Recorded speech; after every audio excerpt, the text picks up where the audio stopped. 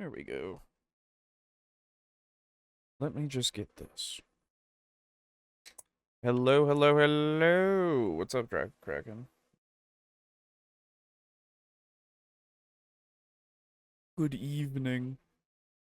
Good evening. Good to see you. Let me make sure that this is working correctly. Yes. Yes. Good. Okay, cool. Oh, well. Happy Valentine's Day.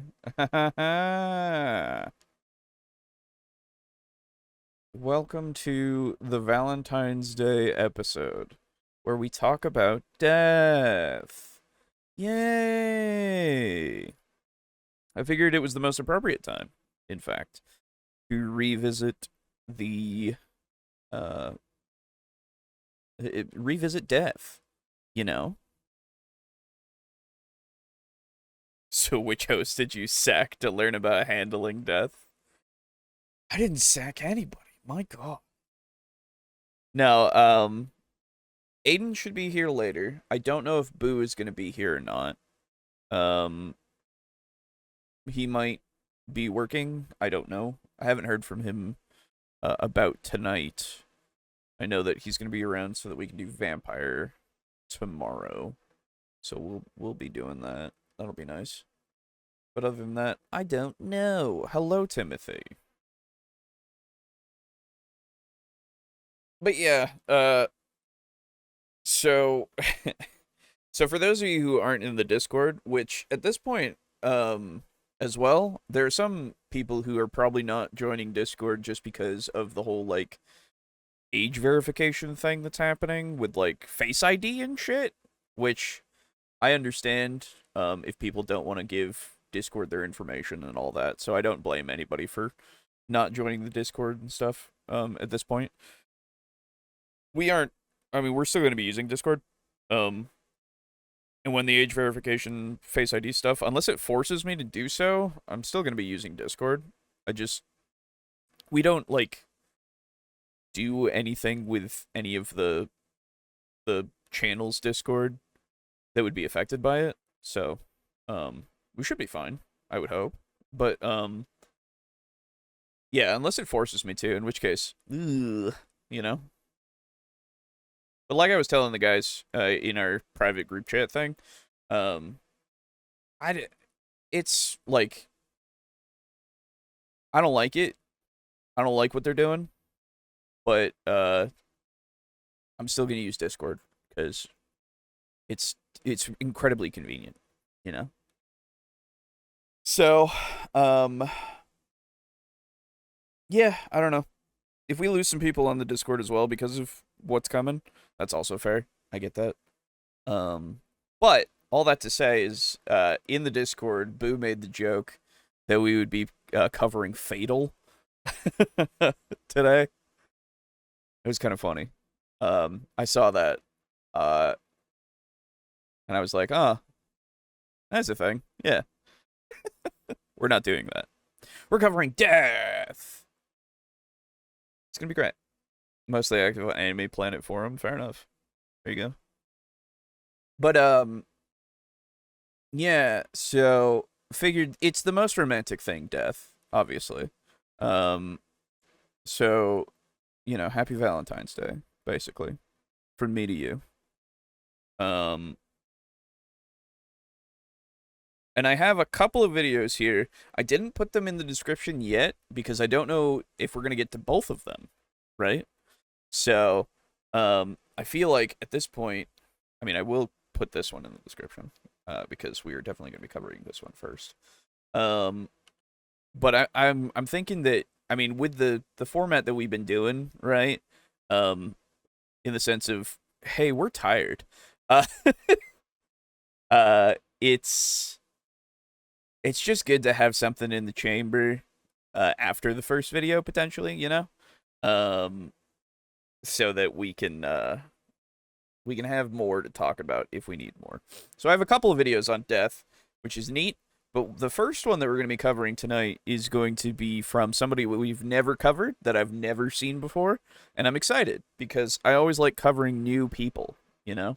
I hope, and I pray that when we cover new people, they're like, not cringe, you know? It's good stuff. Death Fatal, what's the difference? Good question. Very little, right? Um, but yeah, so it'll be neat, hopefully. So YouTube didn't like me saying woo death? Really?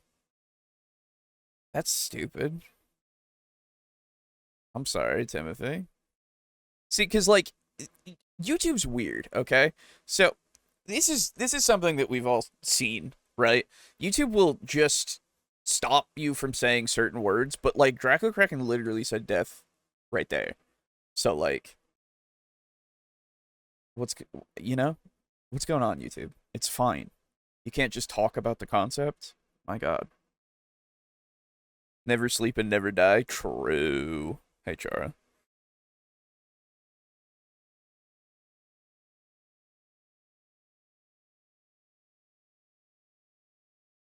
You are a mod. That is true, Draco Kraken. That it might give you some power. I don't know. I really don't. Um, YouTube's really weird about words, you know? So I can never tell. Part of me is like, there's like the auto mod feature of like, where is it? Excuse me. Uh, there is a way to look at the auto mod feature, I think. Um, somewhere in YouTube. I don't remember. But if I put it all the way to like no filter, I feel like you would get those random bots that come in that are like, "Oh, look at this, you know, that we haven't seen in a very long time, which is nice. Um, remember back when we were still growing and the sex bots would come in? That was crazy. Those were good times. I miss those times. Mod gives power in that way? I don't know. I have no idea. YouTube is a weird beast, you know? Anyway, I hope everybody had a good Valentine's Day. I mostly uh did very little. In fact, I listened to videos and um I played, oh, you know what I did? I played Lil Gator Game, excuse me, Into the Dark. If none of you know Lil Gator Game, it's a very, very adorable platformer, collectathon-y kind of just feel good game, and I highly recommend it. It makes me like tear up because I'm not able to be as wholesome anymore as a kid as they are in that game. It's great. I love that game. And the DLC just came out recently, and I went through it in like little under 4 hours. Man, little Gator game, great game, great fucking game. I remember the Russian bots, yeah. But that's been my Valentine's Day. I hung out with my cats. I played a little Gator game. Um, I fell asleep, and you know, good stuff. I actually woke up early today, which was really annoying, so I had to fall asleep. But I've got some caffeine in me, so we're good. Watch some stuff about Timberborn after you talked about it. It's cool. Yeah, dude. Timberborn's great. It's gonna get 1.0 soon, I think. If it hasn't gotten 1.0 yet, I don't think it has, but um, yeah, Timberborn's great too. Anyway, so like I said, Aiden will be around in a while. I'm not sure. Maybe 10 more minutes, maybe 15 more minutes. Who knows? And for now, I suppose let us get to. Oh, you know what? I don't do this enough, and I apologize that this is the thing that I'm gonna do. May I tell you that if you are watching this right now, you can also listen to and watch um the podcast and the vampire stuff on your audio streaming service of choice, that being your Spotify's, your Apple podcasts, whatever it might be, because we are around there. And for those of you who are listening on those ones exclusively, hi. Um, we also can put video on, I think, Spotify now, because they allow that. So if you're watching it on Spotify, hi. Hope you're doing well. Thank you for tuning in. But yeah, if you're out there in Spotify slash Apple slash whatever podcast service of your choice land, leave us a little review thing of like the ratings and stuff. That'd be cool. That'd be kind of cool, right? If you would. I mean, it's, make it whatever. I'm not asking for a specific rating. I'm just saying, if you would, that'd be cool. Anyway. Also, I would never encourage anyone to deepfake a face into scan into Discord. That would just be dishonest. That's fair. Yeah, I would never say that either. The thing is, from what I gather from their policy, from what I hear that they're blocking off, it's literally nothing that I care about. Like, in the sense of like spoilering images and stuff. So I'm like, okay, you know, I'm not gonna give them my face because I don't run in any communities that really spoil their images and such. And if somebody messages me and they're an quote unquote verified user, it's not like I'm going out there to like talk to people about anything that's like crazy. So I don't know. It's good to see, I guess, for those who are like if you utilize it and you're like, I don't know, a underage person, I suppose, then you can like, have some protection, I guess. I don't know, but either way, Jesus, I don't know. I don't like it. I don't like the idea of giving them my social security number or whatever the fuck, right? My face or whatever. But my face is already out there on the internet for me, so I'm fucked anyway. And it's got like links to accounts and stuff that I have my information, so like I'm fucked if Discord ever gets hacked or whatever and somebody targets me, Anyway, following program was brought in part by viewers like you. Thank you. Exactly. Persona? Probably not for the scan. Anyway, okay. That's enough about Discord being weird. And viewers like you. Thank you. Let's move on to the video. So, tonight we're talking about death. And, oh, that's the comments. Wait, why did this add up when... Oh, I thought I had this down. We're good. Tonight we're talking about death. And this is a video called How to Handle Character Death in Your RPG Without Killing the Fun. Ooh. This is brought to us by XP Lovecat Tabletop RPGs. So there you go. We'll see what we have here in terms of how to not kill the fun with death, right? Now, obviously from the beginning, from the offset, the way that you don't kill the fun is that you're okay with your character dying. That's my first point of advice. Be okay with the fact that your character could die at any moment. Because in TTRPGs, you could die at any moment. Because, I mean, depending on the type of TTRPG you're playing, you could die even quicker. Because having death is part of the stakes, right? If you aren't able to die, obviously there's some TTRPGs where death is not even factored in, right? And that's fair enough. It has other ways of raising and lowering the stakes, right? But death is a very easy way for you to have tension and a lot of stakes to take into account, right? So like your danger that's going on with like either fights or just the world in general, all that kind of stuff. You just got to be okay with the fact that sometimes you'll make a bad decision, or sometimes something will happen that's unexpected, and your character could die. Does it suck? Yeah, probably. A little bit here and there, right? Um, there are characters that I've played that I've been like, man, I really hope they don't die. I like this guy, you know?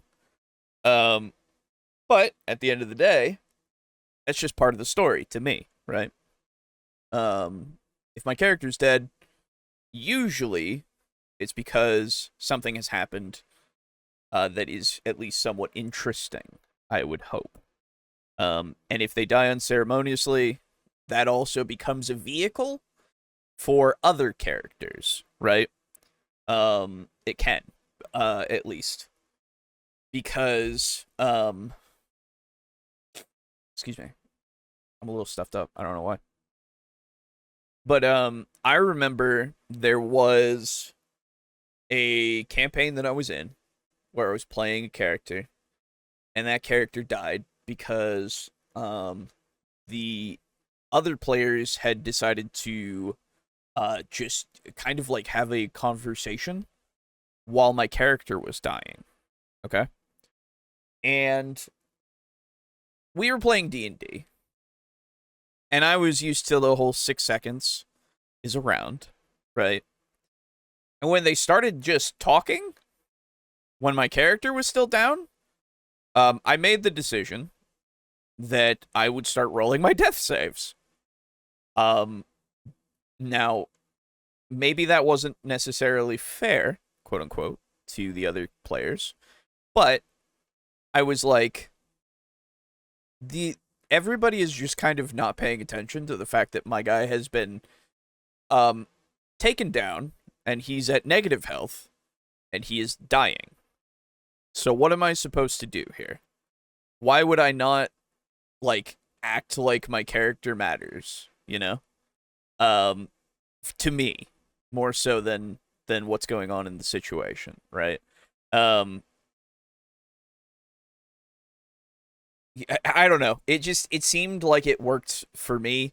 I was fine if my character died. I was upset that nobody else was like in the situation, I guess. Nobody was paying attention to like how it was going. So I was like, all right, well, here we go. And started rolling. And it took 4 rolls. This was in D&D 5th edition. And it took 4 rolls and my character died.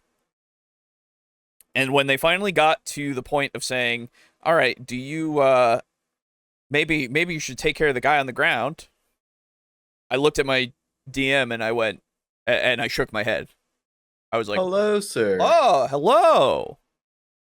How are you doing this evening? I'm doing well. How are you?" I can't quite complain. That's good.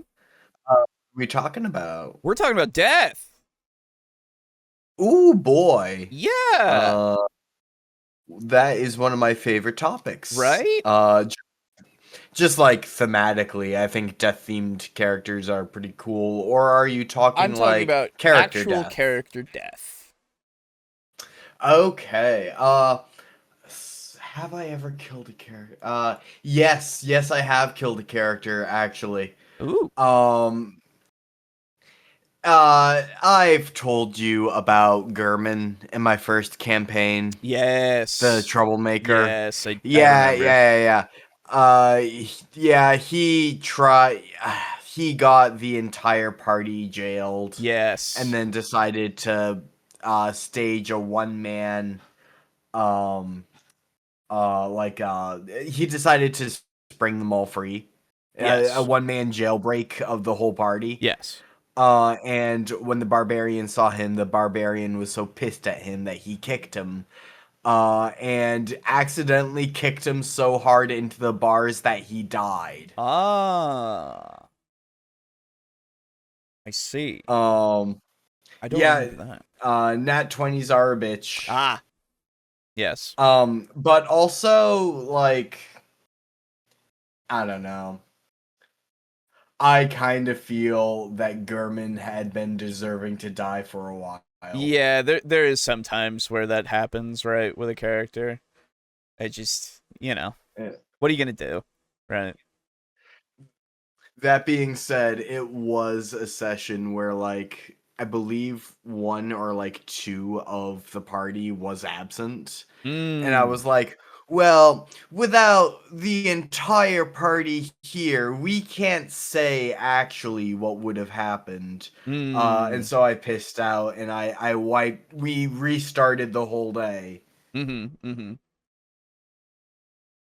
And I now I see. would probably just let Gurman stay dead. He was a problem character. Yeah, yeah. Yeah, I get that. Yeah. Um well, I was talking about there was a character that I was playing, and basically we had gotten into the party had gotten into a fight, and my guy went down pretty quick. And he was just on the ground. Um and he had gotten to the point that he was dying, and this was in fifth. Mm. So and at the time, it kind of like, and like I get it a little bit to a degree that this was happening, but like at the same time, nobody cared. So the party, some of the party basically just started talking to the person who gave up. Um, after they had done like enough damage to like get them to a point of like, you know, um having them give up. And so um Mm. they just kind of were Hey, talking to the character. Um okay. and I was like, "Huh. Okay. I guess I'll just start rolling death saves because you guys are just talking." Because I was like, I mean, maybe I'll be okay, but maybe I'll die. I mean, they are literally just not, like, nobody seems to care that I am on the ground dying. But okay. Yeah, just bleeding out in front of them. Yeah. So I was like, cool. So I started rolling, and like I said, it took 4 rolls, and my character died. This was an incarnation of Yulon, by the way. Um, Damn. yeah. So he died after being with the party for, I want to say, 2 sessions, maybe 3. Um, they had barely known him, which is fair enough. That's fine. Like, there's nothing wrong with that Mm, part of it. mm. But like, uh, basically, when the DM at the time was like, had kind of like noticed at a point that nobody cared that my character was dying on the ground. Um, they looked over at me. Or sorry, they looked at the person who was talking and was like, "Yeah, okay, we should probably continue this conversation, like, maybe after you get your friend up." and and I looked at them and I shook Or my head. literally more concern from the enemy. Yeah, Or yeah. yeah. And I looked at them and I shook my head and I was like, "No, he's dead." And everybody went, Yeah. "What?" And I went, "Yeah, no, you guys were just like talking, so I started rolling death saves, and he's Yeah. dead." And like, it honestly, it was probably the best thing that happened for that group. Um because they started taking things a little I, bit more seriously for like characters dying. yeah, I guarantee you what happened was they thought, "Oh, wow, combat is Yeah. over. We now have no time pressures on us. Yeah. We are now in a safe spot. Yeah. We are in a dialogue scene Yeah. where like the character can spend the first half of the scene fucking unconscious and actively dying." Right, exactly. So I was Yeah, eh, time doesn't pass. yeah, exactly. So like I just kind of, and like maybe it was a little unfair to the DM maybe at the time, but um they were okay with it as well. So it was like, okay, yeah, cool. I felt really shitty about it, and they felt really shitty about it, and everybody around the table went, "Oh fuck, we just let him Was that die." with us? No, that was not with you guys. No, Okay. no, no, no. But Um, like, yeah. So basically, I mean, it was. I think it was good for both the players and the characters, because the characters were even like, we didn't even know the guy. Like, we don't even know how he would want to be like buried and shit. Like, it became a thing, and I was like, cool. that's cool. Yeah, no, I was cool. Yeah, that's some really good development from everyone. Yeah, Though because of it. yeah. So like, I was just like, and I was pissed a little bit because of that. Hey, Well, hey, yeah, because your character just fucking died like trash. Hello, boo. hello. Sorry, I Like, didn't have Discord open on my computer, and so I didn't hear the. Oh, you're good. You know. Yeah, no worries. yeah, yeah, no, but what I was gonna say was like they basically like discarded your character to like just die in a gutter. Yeah, exactly. Like, yeah, I would say you were kind of justifiably like a little miffed. Yeah, I mean, it didn't last too long, because, you know, it rolled off for a little bit, because I was like, well, at least, you know, this has kind of done something for the group. I'm glad. Yeah. But, like, yeah, in the moment, I was like, well, cool, you guys just kind of let my guy die. Cool. Was this something recent? Or... Not recent. This was a while back. Oh, okay. Yeah, we're just discussing character death. Yes. That is I saw that was the topic. Yes. So, but yeah, so, all that to say, character death is very powerful. Like, it's very good as both, like what I was saying before, raising stakes, allowing you to feel like the world is actually real and dangerous, as well as something that can teach characters and also players, if they're inexperienced, there are consequences to their actions, you know? And I think it's really important, and I think that, you know, if the game allows you to have death in some way, that it's not something that you should necessarily shy away from, because it can be incredibly useful for a lot of different parts of the tone. There you go. Okay. Wow, thank you. You're welcome. So that being said, this video, like I was saying before, is how to handle character death in your RPG without killing the fun. So, I think that's. I mean, I'm excited to know, what the ideas are here. And like I was saying, my first point of advice is just be okay with the fact that your character might die. You know? So, yeah. Oh, Timothy says, oh, Boo, I think your main channel has your actual name on it instead of PrinceBoo21 last time I saw it, unless you already fixed it. Oh, that's fucking weird. YouTube has done this thing where they go by weird, like, they've changed a bunch of shit. Yeah, I'll need to look into that, I guess. Yeah. If they've changed it, then I was unaware of that. Yeah. Anyway. Right. It sure is nice to know that I was automatically doxxed without my fucking consent. Yeah, that's isn't nice, it great? isn't it? Yeah. Will you be ready to answer? I'm XP Lovecat, and today we're talking death. Death is one of the most interesting parts of a role-playing game, and in my opinion, tends to level up the stories that you get to tell.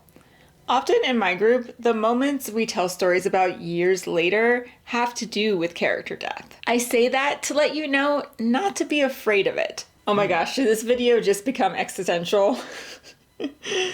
As a GM, when one of your player characters dies, whether it's in a sprawling campaign or a chaotic one-shot, it can be difficult to navigate. Now, most advice out there talks about character death in long-running campaigns, and I do want to talk about that, but I also want to shine a light on how to handle death in one-shots, because yes, it matters there too. By the end Yeah, it does, but I feel like, at least for me, and it probably maybe goes for you guys too, one-shots are easier for you to just kind of go, like, it's fine. Yep. You know? Yeah, like, unless if I have a character concept that I was, like, really over the top, like, oh man, this is gonna be the sickest character ever, I really don't care. I can just make a new character in like 5 minutes. You know, really quick, sorry. Could somebody how do you change your channel name? Like, I don't actually know how. I think you got to go into your Google profile itself. Okay. Like go into Google Google account? and then go to your Google account. Yeah, I think so. And then from there, I would say Oh, that has my full name on it. Neat. Personal info, I guess. I would assume so. Name. Unless they changed how it works. I really don't know, because actually now I need to check my personal account. Yeah, right, because that's my full name right there too. Oh, it did happen to me a while back. This.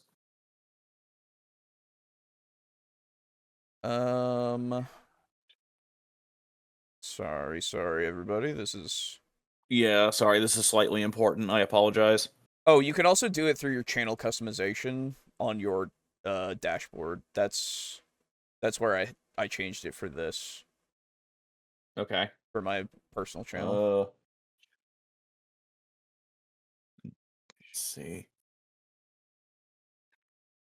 Okay, so customization. Yeah. And then right there in profile, name. Okay, customization. Profile. Okay, perfect. Yeah. Thank you. Yep. Anyway. Thanks, YouTube. Really Thank you for bringing that to my attention. Yeah. Yeah, no, thank you, publish? Timothy. Yeah, you just publish and that'll fix it. It'll take a second to great. update, but yeah. Yeah, that's fine. Okay. Anyway, yeah, so one shots, right? So like you were saying with the character concept thing, it depends on if the one shot is being used to like segue us into playing a system, you know? In that case, it's like, well, yeah, I want to have this character last, so that maybe I can pick him up if we're ever gonna do this again, right? Sorry to stop everything like that, but this is the only way to tell Boo things on my end. You're welcome. No worries at all. No, I don't apologize. Yeah, I very much appreciate that. Yeah. We because I don't really look at my own channel anymore. I just watch videos on YouTube. Right, exactly. Anyway, but yeah, so let's see. At the end of this video, you'll have a toolbox of tips and ideas for managing character death in both types of games. So let's start with my overarching tips for character death that will apply no matter what kind of game you're running. The first thing to do is to set expectations early. Players can handle almost anything as long as they know what kind of story they're in for. So before the session or campaign starts, chat about the likelihood of death. Are you running a high lethality dungeon crawl, a doomed cosmic horror tale, a heroic epic where resurrection is just another Tuesday afternoon? The goal here isn't to spoil the plot, it's to sync everyone's expectations so character death feels like a natural part of the story, not a surprise gut punch that breaks immersion. This is also a checkpoint with your group. Is everyone cool with these expectations? Getting confirmation that players are on board if death is frequent or expected in the game is important and will make when death happens shine even better. For example, if you're running a one-shot Morkborg, it's practically expected that half the party might be dead or mutated by the end. If you're running a cozy, low-stakes fantasy story, then you should prep players that death can still happen unless all the players agree that they don't want it in their game, but it should be infrequent. Even in D&D, which tends to be heroic by default, there is a big difference between like a tactical meat grinder and narrative character drama. So defining which your game is going to lean toward is important. It's interesting to have that as the point about D&D having kind of the two aspects, I guess. Which it can be, I suppose. It's just one of those I agree with the whole setting expectations before you do anything, really.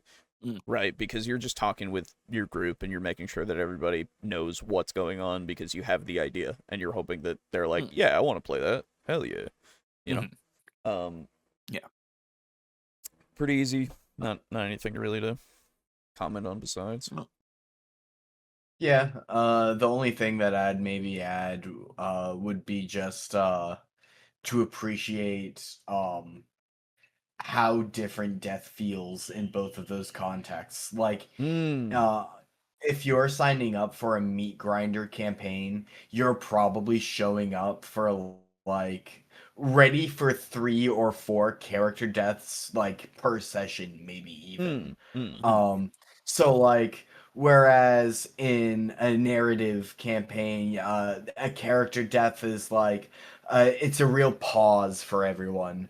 But like if you're just showing up for like some beer and pretzels D&D with 4 rogues, Yeah. um Yeah.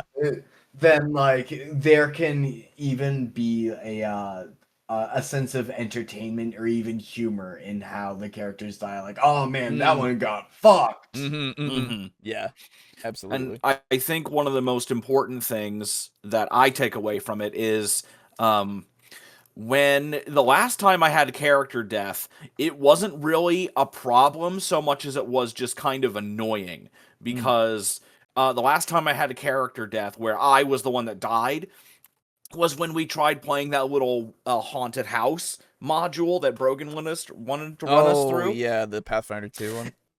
Yeah, and so everything was going fine in the beginning. Well, okay, it really wasn't, but yeah, we got fucked. Basically, we showed up at a haunted house and we were getting fucked up by an enemy that didn't take much damage from anything other than like wide-ranging attacks, like fireball, you know, area attacks. So my character was getting fucked up. There was a pond nearby, and I ran and dove into the pond because we were getting attacked by a swarm of insects. Yeah. And then there was a monster in the pond, and I wound up dying. Now, the fact that I died wasn't the issue. It was the fact that I had just spent, you know, a good 20, 30 minutes building the character, and then literally, like, after the first fight in the first session, well, I guess I gotta spend another 30 full minutes to build a new character, and now we have to come up with a reason why the new guy is already showing up. Yeah. So that's my only thing. So if you have that expectation where your character could die like fairly easily, it kind of primes me to be like, okay, maybe I should have like a second character on standby. So that way that wouldn't really have happened. It wouldn't have been nearly as frustrating. Exactly. Yeah. Because otherwise it feels like your time isn't being respected. Yeah. Yeah, I remember that, and it was one of those things where I didn't expect it to be that crazy from the beginning. Yeah. But you know, we just kind of no, shit happens. Yeah, absolutely. Shit happens. You get frustrated, and then you move on because I wound up getting revenge on those fucking centipedes, though. That was fun. That's right. Yeah. And I did get to make a fun character after the fact. So it's not all bad. It's just in that moment, you're not really having any fun at all. Yeah. So I get you. Yeah. And having the, you know, setting that, I don't even know about an expectation, but, you know, making sure people know that that's a possibility is definitely a good thing. Yeah, for sure. I didn't read this before, but I saw Draco Kraken says, actually recently killed a character off in the Pathfinder game IGM. It was my character, twice. It's a group of 2 people. Ooh. They need the 3rd character. Gotcha. Fair enough. Yeah. Yeah. All right. Don't pre-plan death. As the GM, it can be tempting to imagine how a character might die, especially in a dramatic or emotional arc. But it's much more fun and natural if you don't pre-write their death scene in your head. One of the best parts of RPG storytelling is that none of us know exactly where things are going, not even you as the GM. When you let the dice do their job, you're opening the door to genuine surprise. And that's where most of the memorable, shocking, or weirdly poetic deaths actually come from. It might not happen necessarily at the perfect moment in the story, but sometimes that makes it better and different than writing a novel. I was okay. Very very basic thing for just in general playing any TTRPG. You don't like railroad that shit. Like just in general, really. Especially for death. Like I don't know anybody who would ever think that they should do that unless they are like brand new to everything ever.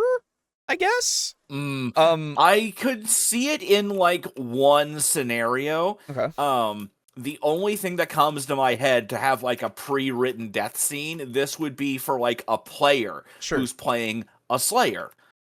Oh, sure. You know what I mean? Yeah, yeah. That's about the like a death pact or whatever. That I can Yeah. understand, but even then, that's very much a player making that choice Exactly. and being like, okay, when my character dies in battle, this is what I want to have happen. Yeah, for sure. Like that makes total Yeah. sense that but again, they are in control of what happens with their character, right? Like that's something Exactly. they want. Mhm. But yeah, I with the whole like pre-planned thing, it is useful advice for somebody, I suppose.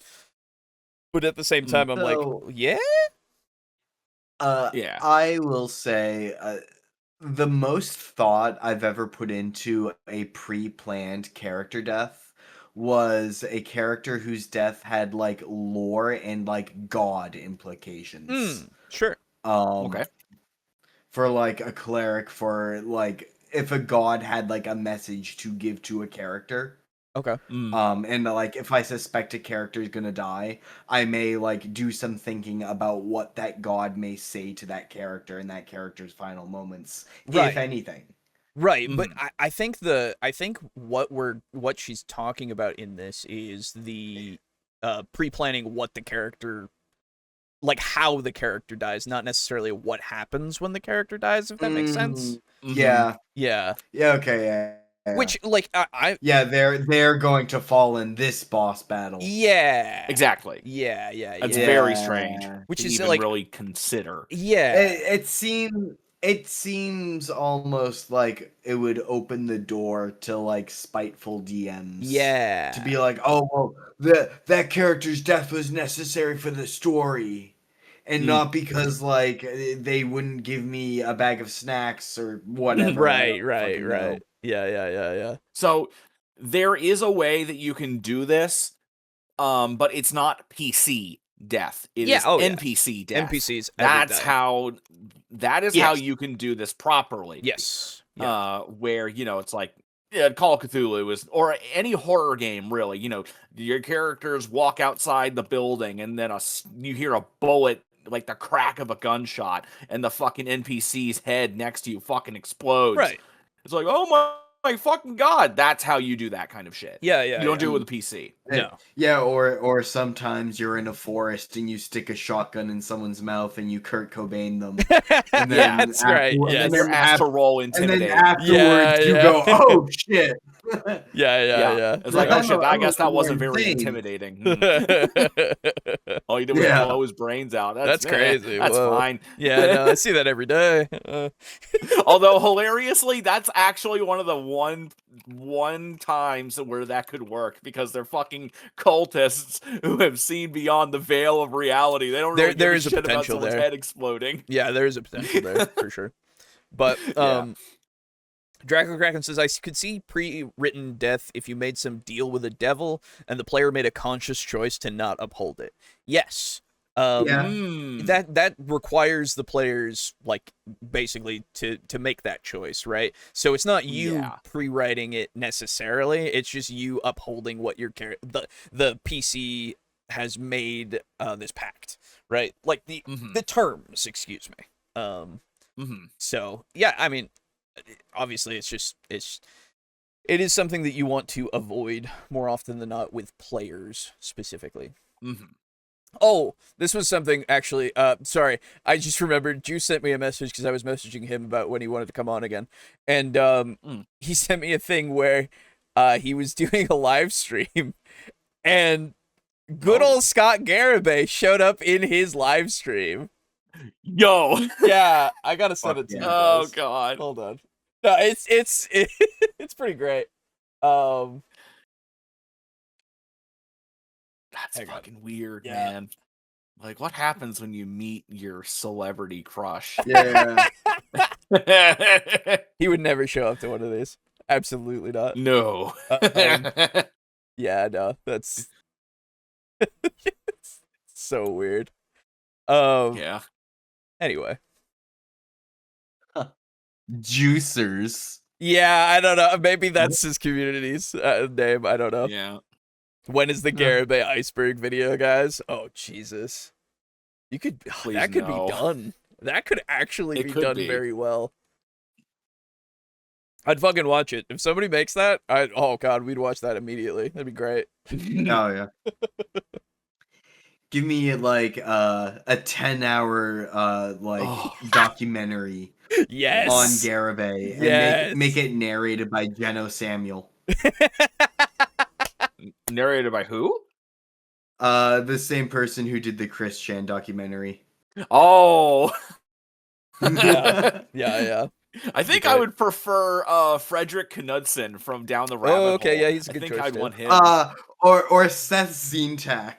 Oh my god, yes. No, yes, Never mind. yes, absolutely, yeah, you win. 100%. Yeah, that'd be great. Yeah. That'd be so funny. That'd be amazing. Oh, shit. Is Juice coming back? Yes. He'll be. We're hoping for next month. We're hoping for next month. Oh, nice. Warnings when it counts. Sometimes character death doesn't sit well with players when it feels like it just comes out of nowhere. Even if the dice are brutal, players deserve a few chances to realize, oh, this thing might actually kill us. It's not about scaring them away from ever doing anything, but it is about telegraphing danger in a way that lets them make informed, risky choices. So you can drop. I don't know if planning. Is she still on planning a No. character This is death? just giving warnings. Okay. Yeah, I thought in she general. said telegraphing danger, and I was like, bro, that's a pretty hardcore way to telegraph danger. I straight up cap someone. I have preordained that you will die. Signs like, this beast is massive, twice the size of the thing that you last fought, or that bullet hit him right in the chest and he barely flinched. For particularly lethal things, I like to have the 3 warning system, which actually does double duty in that the warnings help build tension and raise stakes. This way, if death does occur, it doesn't feel like the player's agency was taken away at such a critical moment. True. Consider alternative. Alejo, would you pause? Yeah, Thank yeah. you.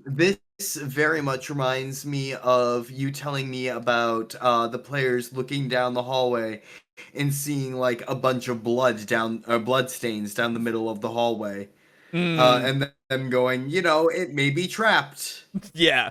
Yeah, exactly. I don't know about that. Is that true? There's a lot of blood down there. It's all dried and stuff. I'm Yeah. sure it's fine. Yeah. Not fine. Yeah, there must have been it's a blood dry. elemental there. Yeah, it Yeah, was it's just dry, man. It's fine. It's Yeah. not fresh. It's No, fine. it's just a. They just, Yeah. Whatever it was died a long time ago. Exactly. Exactly. Man, this spot sure was dangerous 200 years ago. Yeah, these traps, they probably don't work anymore. It's been 200 years. Yeah, absolutely. Memes would have you believe that players never listen to warnings. That's true. Memes would have you believe Yeah. that. And in certain circumstances, memes are true. Mhm. To death. Okay, so personally, I subscribe to death is death. True. If someone goes down, I usually let that be the end because it makes the stakes feel real and the choices matter more in the story. Exactly. But this is tabletop RPGs. The rules are whatever's most fun for your It's also group. true. So you can work together with the group to figure out if some alternative consequences would work better. So this could be like brutal injuries, scars, or long-term debuffs that tell the story without ending it. Your character survives, but now they're missing an eye or walking with a limp. I typically see this option used more in long-form play, but it can come in for one-shots if there is a good chunk left of the session or their character plays a critical piece in the story that the table just isn't ready to chop off. Now, I tend to feel like these options work best when the table That would be an interesting way to handle a campaign. If you have more veteran players who are more experienced with doing stuff like role-playing a limp or something, Yeah. like a grievous injury that lasts. If you have more experienced players who like would like to have a multi-year campaign where it's like, oh, dude, this is going to be some grand story, and we're each going to set out with our characters, and by the end of the story, our characters may be fucked up from our journeys. That would feel a lot more like a fantasy book, I Yeah, guess. yeah. And that would be really interesting to see, like, if it could be, or like if the players were capable of that, you know? Yeah, Like, I would like to see it on Critical Role, for instance. right? Yeah. Like, because I remember seeing the optional rule for, severe injuries or critical injury, whatever it's called, brutal, whatever, that does exist in 5e, and it's neat to see those kinds of things because it's like it opens up that door, right? Because it's like, oh yeah, if you go down and you like really go down, maybe you do lose a limb. It's like, whoa, you know. It would also be really funny if that campaign just went on and on and on, and eventually you just wind up with a bunch of fucking, like, all the characters are like in the fucking powered wheelchair. Yeah. They're all missing like all their limbs. They're just like Yeah. fucking battle That'd be nuggets. rad, dude. Yeah, dude. It'd be Absolutely. fucking really funny. It would be kind of funny, but it would also be pretty sick. Yeah. Yeah, no, I don't know. I just think that this is a really funny image to me. All Sure. the fucking, it's like a Kenshi torso start. It's like that, except that's how it ends. Yes. True. It's the reverse of how you normally end a Kenshi torso challenge. Yeah. Getting cybernetics and shit. No, You just wind up with just a torso, and you're like snailing across the fucking dude. inchworming across the world. It'd be really funny. I've gotta up my athletics, dude. I've gotta do it. All yes. And you up your athletics a lot when you're just a torso. Oh yeah. Squirming across the desert. Exactly, dude. Exactly. But yeah, no, I think a lot more. I would love to see it being put into a lot more of these kinds of campaigns that you see, just so that it's one of those things of like, yeah, the stories that you've read or seen and all these kinds of stuff where characters literally do lose an eye or lose a hand or something happens to them, and it just it's a reminder, of like, well, we were in danger and we lived. You become is it doesn't Guts not have an eye? Is that true? Yes. Yeah. Yeah, I think. Yeah, I don't think Guts. I think Guts. I think he only has one eye. He is missing an eye and a hand. Yeah. Okay. Well, hey, there. Whoa. There you go. Now I know anime. Haha. I've never seen Berserk or Me read either. it. I just know a little bit about it. Berserk's Anyway, super fucking cool. Yeah. It yeah, is. I know. The game that this would work amazingly well with would be 7th Sea, because pirates, eye patches, hook hands, peg legs, peg legs. It's literally that shit happened a lot, and there are rules for having a peg leg and rules for having an eye patch and shit like that. It's really neat. So you could absolutely do that. You also have your cyberpunks and stuff, right? Where it's like, oh shit, you've been a runner for a little bit, but then you lose your fucking arm. Well, now you have to save up enough to buy a new one, becomes a kind of a necessary part of survival at that point. In that world, unless you just start out with cyber. I mean, you could absolutely, but like, I'm just saying, it's just one of those things of potentially you go just full fucking transhumanist. Like, fuck the weakness of flesh. I crave the certainty of steel. Exactly. Yes. Be a tech priest, except not to that extreme, because you'll run out of humanity in like an instant and just go cyber psycho. It's fine. Have you seen Edge Runners yet, or no? I have not yet. No. I will. Oh. One day. No, you won't. That's not true. I get to things eventually. Oh, okay. Like your library of 7,000 games. Hey, man. It's I'm getting through them here and there. Going anywhere. Yeah, it's not. Yeah, I'll die before they do. Yeah, it's true. Limp is a weak consequence. Your player is incontinent. I limp limp is one of those ones that I'm like, yeah, like Yeah, right. oh, Like, oh no, I have a okay, limp. yeah, we can go with that, man. But like, Yeah. what if we like took off your foot? Yeah. Like, I remember the when we were playing first edition with Brogan long time ago.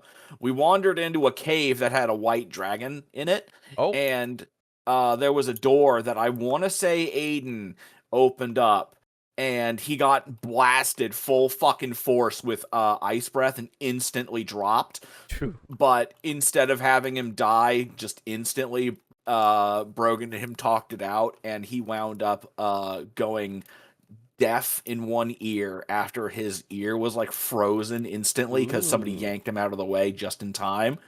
Yeah. So he would take Yep. penalties to like perception checks and shit like that for I forever. remember that. That's Yeah. cool. Yeah. It was Yeah. a permanent -1 or 2. Nice. That's a Yeah, it was lot. something like that. That's a lot in that Yeah. game. Oh, in first edition, Yeah, that's a hell of a lot in that game. Yeah, because, it was either that or it's just, oh, you open the door, you're dead. Yeah, And that's yeah. no fun. The bitter taste of this plant is fine. Eat more of it. Yes, exactly. Was that when you were playing Muscle Wizard? I think that was when you were playing Was. Muscle Wizard. Yep. Nice. And Yeah. I got my revenge on that dragon by hitting him with my wand, which was actually like a fallen tree.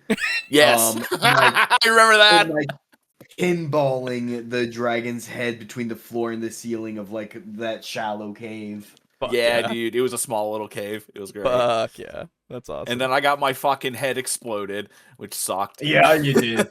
oh, I remember I you got talking frozen. about that. Yeah. Yeah. I got hit by like ice bolt or something, ray of Something, frost, yeah. maybe. I don't remember. Yeah. You keep punching Yeah, gnomes yeah. until the bones in your hands become solid rock so you can shatter stone but can't write anymore. Dude. Yes. Yo. That's awesome.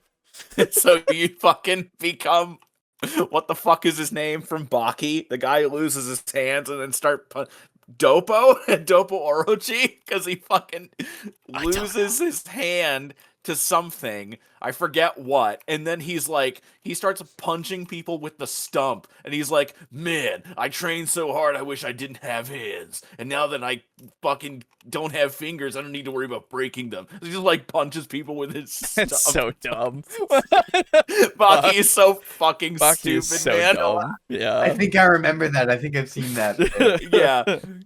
It's so batshit, and I love it. Yeah, that's fair, yeah. Most I Cyberpunk should is watch Baki in its entirety. I mean, they've come out with the season where it's Miyamoto. Miyamoto. Miyamoto Musashi's Oh. there. Okay. So, Wait. You roboted out who? the new season of Baki is the one. It's like it's finally getting animated. It's Yeah. the one where Miyamoto Musashi is there. So, Who is he? he's like one of the most famous samurai in history. Oh, cool. Yeah. So he's like an ancient samurai who got effectively like reanimated somehow, and he's like, "Yo, Of I course want to he did. fight." Of course. And he did, everybody's like, "Yo, we want to fight too." yeah. You know? Yeah, that's Baki. It's Baki. I mean, That's absolutely Baki from everything that I know. Yes. I mean, you go from having a fucking caveman Hanma who like goes and fights everybody. I love that show. It's so stupid. So dumb. And everybody's so fucking grotesque and hideous, and I fucking love It's it. weird, dude. That art style is so weird. It is. They're all so ugly. Most cyberpunk just blends Anyway. in with regular sci-fi to me. That's why I like steampunk and dieselpunk better. That's fair. Absolutely fair. Fair enough. Get mace heads attached to the stumps of your hands come off. Dude, yes. There you go. Yeah. Fine. Agrees to it in the setting expectations part of the game because you don't want it to be unfair treatment. Something like, well, Rachel's character got to live, why did mine die? Otherwise, you kind of have to read the table. If the death did come out of nowhere and it just feels bad across the board, this is an option you can present to the player. but always let them choose if they want the death, because sometimes they'll choose that anyway. Make the death mean something. Not every character death is going to be a grand, slow motion sacrifice, but it can still be impactful. Even if it's sudden, you can give the moment weight by zooming in and letting the player have a voice in how it plays out. You can do this in a few ways. One, you could ask them to narrate their death scene. How did they die? Give them one last action to do, something dramatic.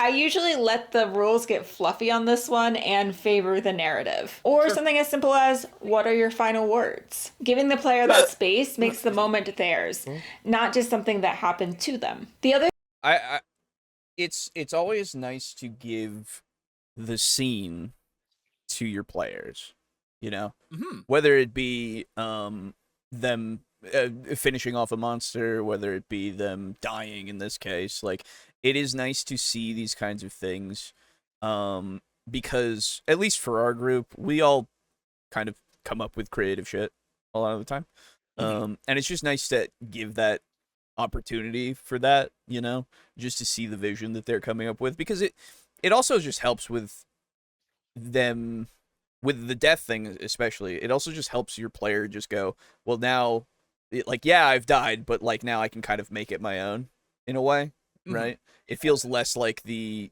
whatever their adversary was got them and that they agree to it, you know, in a way. You know, you might, if you die and your character is smart, you know, you might have a moment where it's kind of similar to Sherlock Holmes and Moriarty during that chess game. Spoilers. Where the movie's fucking old. I don't really care anymore. Oh, you're talking about Game of Shadows. Yeah, that's it. I know that. You know, they get the chess game and then they get in the big fucking fight. Sherlock gets fucked up a little bit, and then he like pulls Moriarty off into the water and shit. That's always a good way to do it, where you drag the fucking enemy that got you off to their death, as long as the DM is okay with that. Yeah, sure. Yeah, it you depends know, that's on the always scene, a neat way to do it. right? But yeah. Yeah. And the other thing that's helpful about that type of thing is that if the player died in kind of a weird spot or an awkward spot and the DM is kind of struggling for how to continue, having the player describe their death can kind of help with that, because they may pull the situation in a way that makes things a bit more fluid to describe for the DM. Yeah, it absolutely can. The DM has enough to do. Exactly. Just you deal with your death, right? I don't fucking. Look, I don't know, man. You died. I don't have to fucking describe that shit. But yeah, yeah. DM, give me a deck save. Player, 1. DM, what are your final words? The other thing that I thought was kind of funny was obviously, you know, it's like what I'm gonna say is a joke, but she was saying that sometimes a death, the character, you know, talk to your player, maybe they don't want the death or something to that effect. That she said. With the alternatives section. Yep. Yes. It'd be really funny if it's like, so the goblin does 4 damage and you're at 2, so you know that's gonna, you know, you're gonna die. So, what do we want to do? And the player's just like, I don't want that death. I want to live. Yeah, okay, sure. You know, you're just like, I don't want to die. Yeah, actually. Yeah. But yeah, so it's so yeah, go on. So like, actually, to kind of like respond to your joke kind of seriously though, I do want to mention I'm really not a fan of like getting rid of a character's like limb generally. Okay. Like a whole ass arm or leg Sure. feels very excessive to me. Mhm. With the exception of if you're in a situation like that, I go, okay, pick one. Yeah. Yes. Yeah. That's fair. I think taking a limb can be. It depends on the system that you're playing. I think that if you're going to take a limb, there should be some way to at least restore some of your functionality. Oh yeah, of course. I know that there is. Let me see here. Remember how when we played Devils and Dice, I had a whole bunch of weird fucking magic items for you guys, and just like Yes. weird items, like Mez's super slingshot, which is Yes. literally just like a modern slingshot. Yeah. I bought a whole bunch of D&D, like kind of not even like third party, more like fourth party books, whereas like spells, magic items, and all that kind of good shit. And one of the ones that there was this essentially kind of like a bangle type deal, like a piece of jewelry. You know what a bangle is? Yeah. Playing and- Final Fantasy VII now. Yeah, I know what a bangle does. Oh, I was hoping you were gonna say fucking Resident Evil 4, because there's Oh, like no. loot items that have a bangle. Anyway, That's true. Actually, yeah. True. yeah.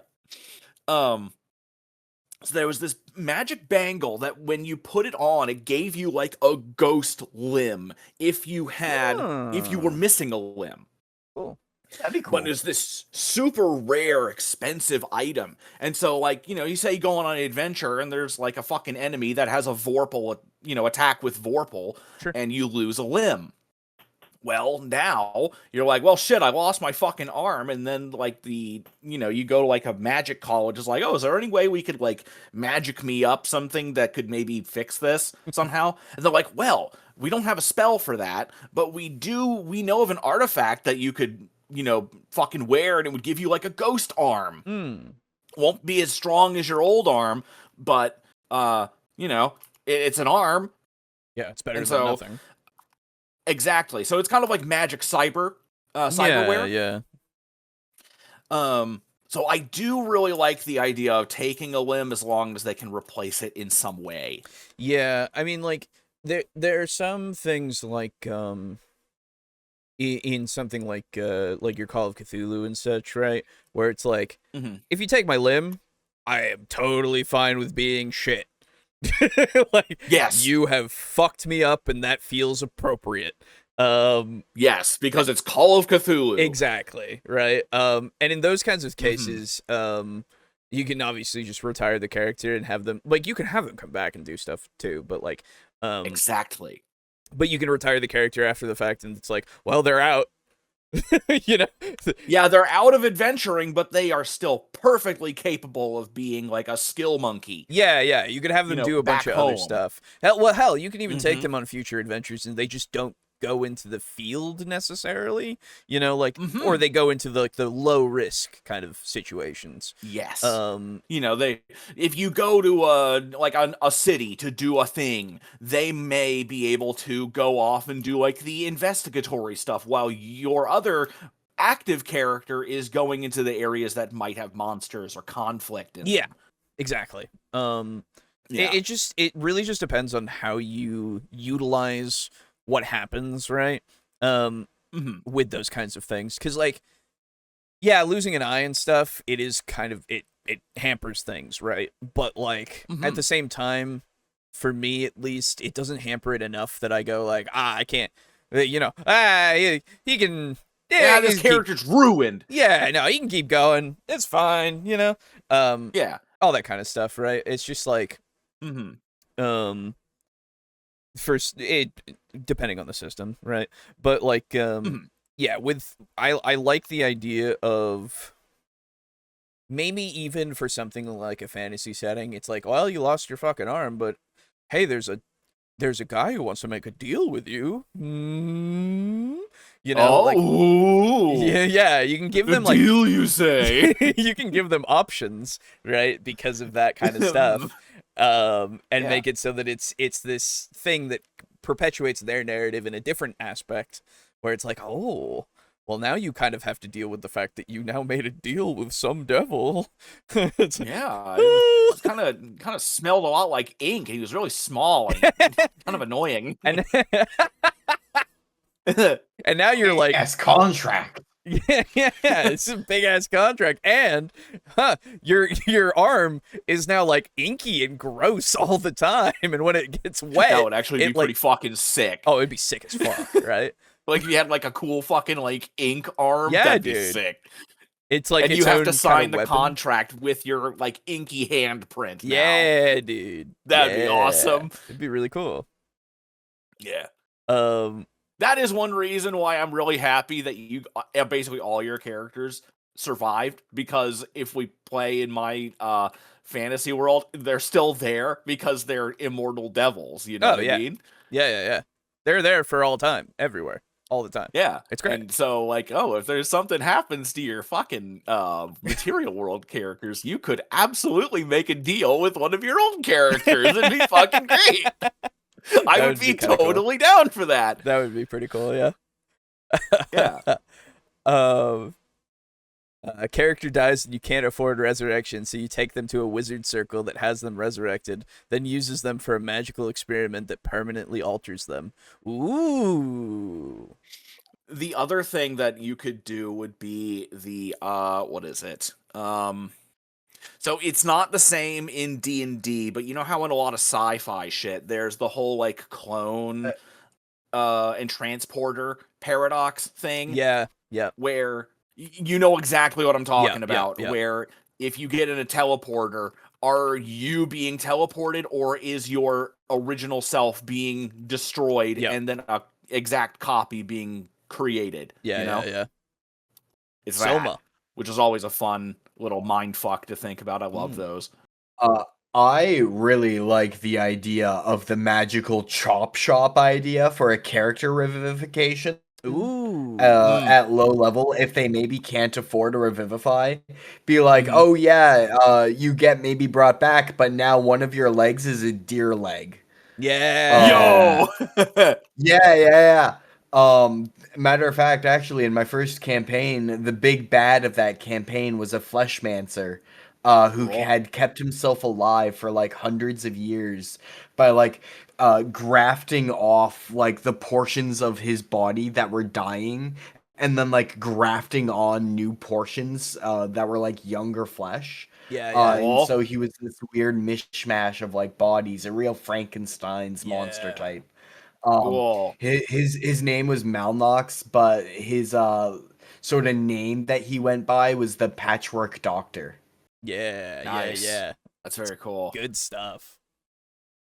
Did he give himself like an ogre dong, or did he stick with like a normal size? You 'Cause know, the- it was it was never determined, but that is a very German question. Nice.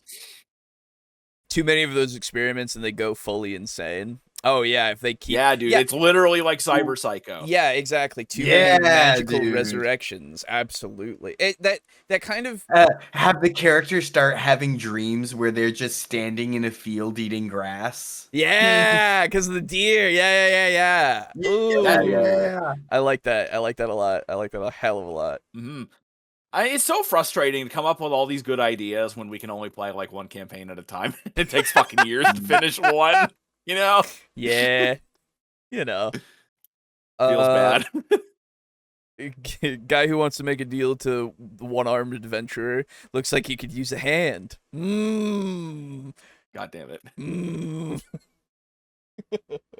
The thing I like to do is include the rest of the party in that death. Give each player a chance to describe how their characters are feeling when their fellow party member died.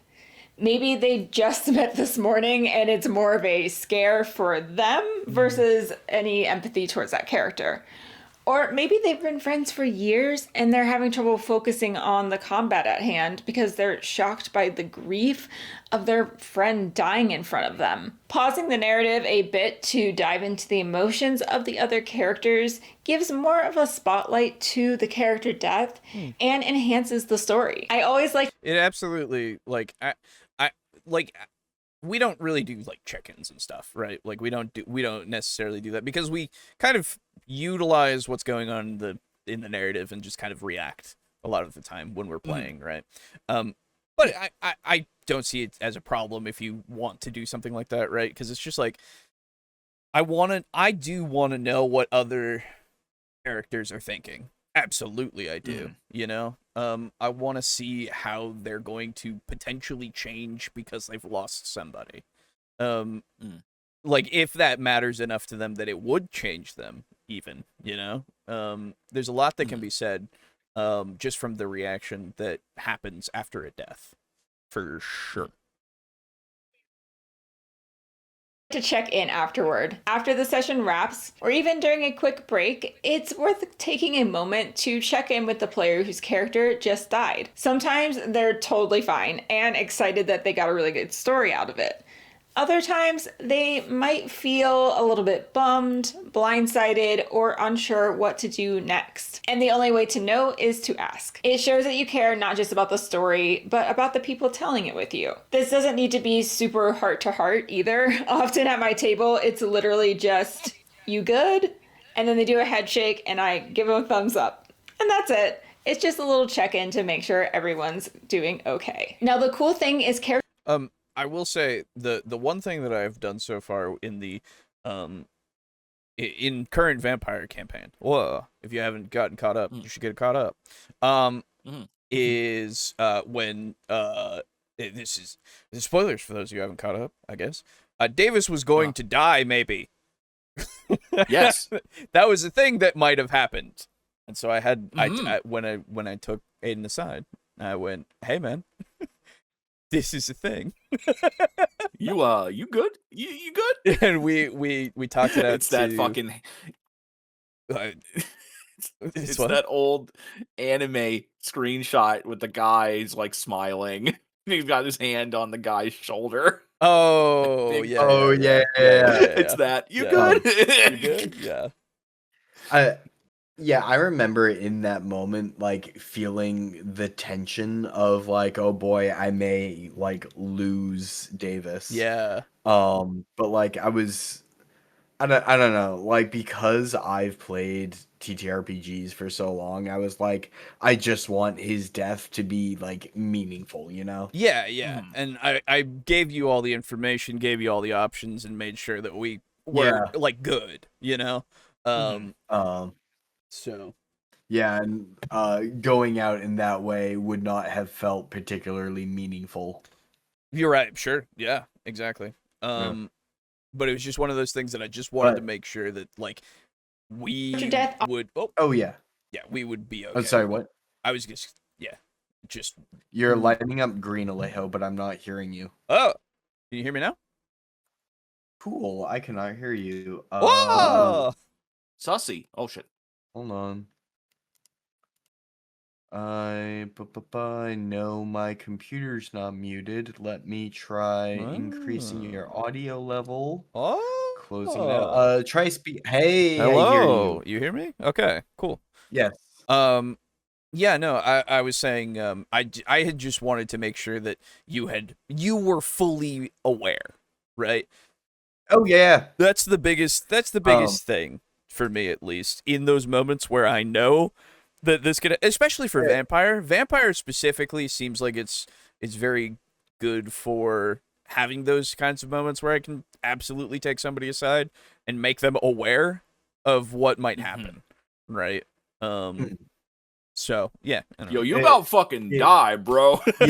you telegraphed the danger. I did. Yes. And what's funny about, well, I don't know about funny, but it's interesting about that particular scene is that if it did go down fully and Davis did die to that interaction, we'll say, Nicholas would not have been long for the world either. No, it's true. It would have been an absolute domino effect. It would have been real bad. Yeah, no, it was good, but like I made sure because of the choices that you had made and that you had told me in that scene, because it was just like you wanted your character to act in a way, and I was like, abso-fucking-lutely, let's just make sure that you're okay with the fact that you're acting in a way. You know, right? Maybe Odin could resurrect you, but only if you agree to fight him later. True. More things should do diesel punk stuff. It's the most underused of the punk worlds. Solar punk as well. Solar punk. Oh god, solar punk. I'm solar punk. Yeah. It's weird because the only reason I know about solar punk is that fucking yogurt ad. But oh my god, it's so amazing. At least I think it was a yogurt ad. Often leads to creating your next character. And if you're looking for a system with some pretty cool character creation, check out today's sponsor. The void hungers, the ruins whisper, but fortune still calls your name. Suit up, Dark Space is yours to explore. Dark Space is a sci-fi expansion for the Shadow Dark RPG built for fast play and high-stakes exploration. You'll venture through abandoned ships, uncover alien tech, battle cosmic threats, and survive the dangers of deep space with rules that keep the focus on story, tension, and player-driven action. In Dark Space, characters take shape through archetypes, backgrounds, and motivation. It's a tight system that makes a virtuous, strong pilot feel nothing like a survivor, charming scientist. Species traits let you build the character you want instead of being locked into predefined options. And yes, you can even give yourself extra arms. I mean, who wouldn't want that? Plus, your ship isn't just trans. What if I don't want to be a freak? Oh, An affront Yeah, to Cyberpunk, God. too. You can give yourself extra arms in Cyberpunk too. It's fucking That's awesome. true. It is sick. You can give yourself a tail as well. Yeah, that's true. God, I love Cyberpunk, man. It's pretty cool. Solar punk is not true punk. I have a whole diatribe on this. You are correct. It is not true punk. You are absolutely correct. Yeah. Sport. It's part of the crew, upgrading and evolving with lightweight rules for travel, exploration, and starship battles. Inside this 200-page rulebook, you'll find power armor archetypes, customizable starships, mecha and vehicle combat, over 100 denizens, complete rules for solo and GM-less play, and much more. The darkness between the Well, stars. that's interesting. I keep hearing good things about Shadow Dark, and now seeing a sci-fi expansion to it, quote unquote. That's pretty cool. I should look into that game someday. Actually, It's too many games, man. there's Too so many many games. games, man. I have Too so many many. on my shelf already. What am I gonna do? There should only be D&D, and that's it. There's no time to play anything else, dude. That's right. That's right. Isn't that right? Is unforgiving, hiding terrors no spacer should face, and truths no explorer can resist. Dark Space funded on day one, and stretch goals doesn't are surprise unlocking me in the fast, slightest. bringing in even more content from well-known creators. Back Dark Space on Kickstarter before December 9th Oh yeah, this video is old, by the way. I don't know. Okay. It's been a while. to feel your journey. So you could probably into just go the and buy unknown. this now, The link so. to back is in the description and comments. Thank you so much for your sponsorship. In one-shots, the pacing is tighter, the arcs are shorter, and players usually aren't as emotionally attached to their characters. And also, we can't do one-shots. We literally and physically cannot. It's just impossible, unfortunately. Yeah. We can do... I might have a formula to do an actual one shot, but Right. it'll have to be after Pressing X. Yeah, right. Yeah, no, that's fine. It's hard for us to, because we usually go at least 3 sessions. It's just 'cause, Yes. I mean, we just talk a lot, man. We just do shit. We talk a lot. We do a lot of role play. It's good. Yeah, we talk a lot. We're not afraid to have our characters like smell the roses. Yeah. Mm-hmm. It's just But yeah, fun. see, I have an idea to see if it could be done with Okay. this group. Okay, all right. That's interesting. It would actually be in Jackals.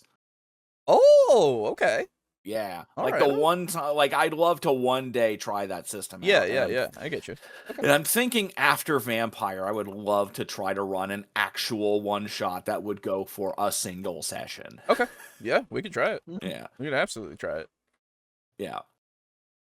I usually find character deaths can be more silly in one-shots because it's more about making a fun, quick story than an emotionally impactful one a lot of the time. But this will also be based on the tone of your game, so some tips to keep in mind. Have pre-gens or backup characters ready. Time is precious in a one-shot. If someone dies 45 minutes in, they should be able to rejoin the game immediately. That's why having pre-generated characters That's always kind of the sticking point for me of like one-shot stuff. It's like, yeah, but like I also unfortunately get the narrative brain and go, but why is my guy now here? Mm. You know, I don't want to break the immersion, and I get that we're all trying to do the fun, like, one-time thing that lasts for, like, 4 hours or something. But, like, also, like, I don't know, man. My brain. I think it just depends on how you set up the actual. Yeah.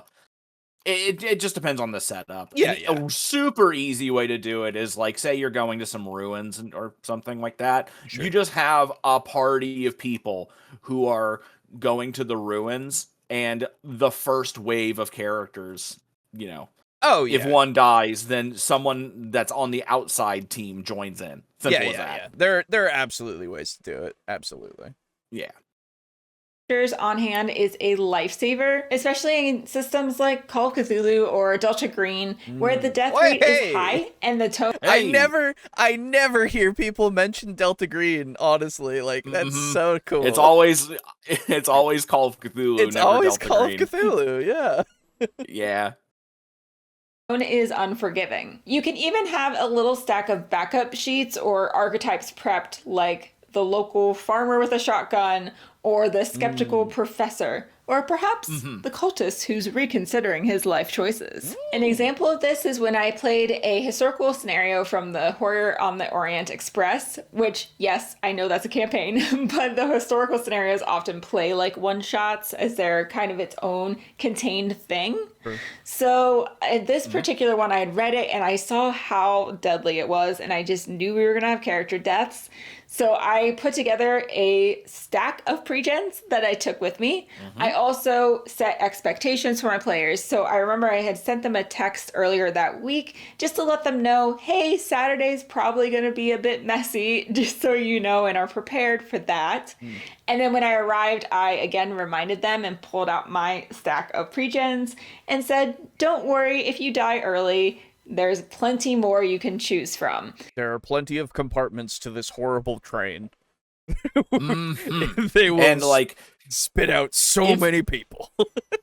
If you are running a horror scenario, especially an investigative one that actually focuses on an investigation, unless your characters are alone or doing a let's see, if they're doing like a horror video game type deal where you show up to a location and all you're getting is either audio logs or notes left behind by survivors, and then later on ones that died, and there's just nobody else there. A lot of times there are multiple characters that they're going to be questioning for shit, who are involved in whatever is going on. So if one of the starting characters dies, then it's at least somewhat easy to pull one of those NPCs in as a temporary replacement. Yeah. That's an easy way to deal with it in Call of Cthulhu and Delta Green, because you already have a stable of characters that are involved in what's going on,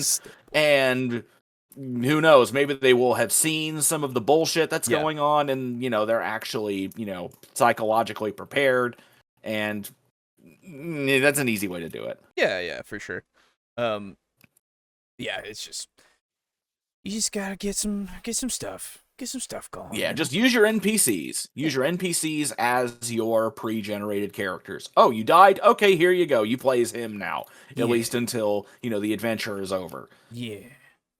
And if they die, here's another one. And if they die, look, man, I tried. Yeah. There is a point of like, look, man, you don't get any more characters. You're running through my whole roster. Yeah, there is definitely a point of like, well, yeah, right. I hope you've been also making one. You're out of extra lives.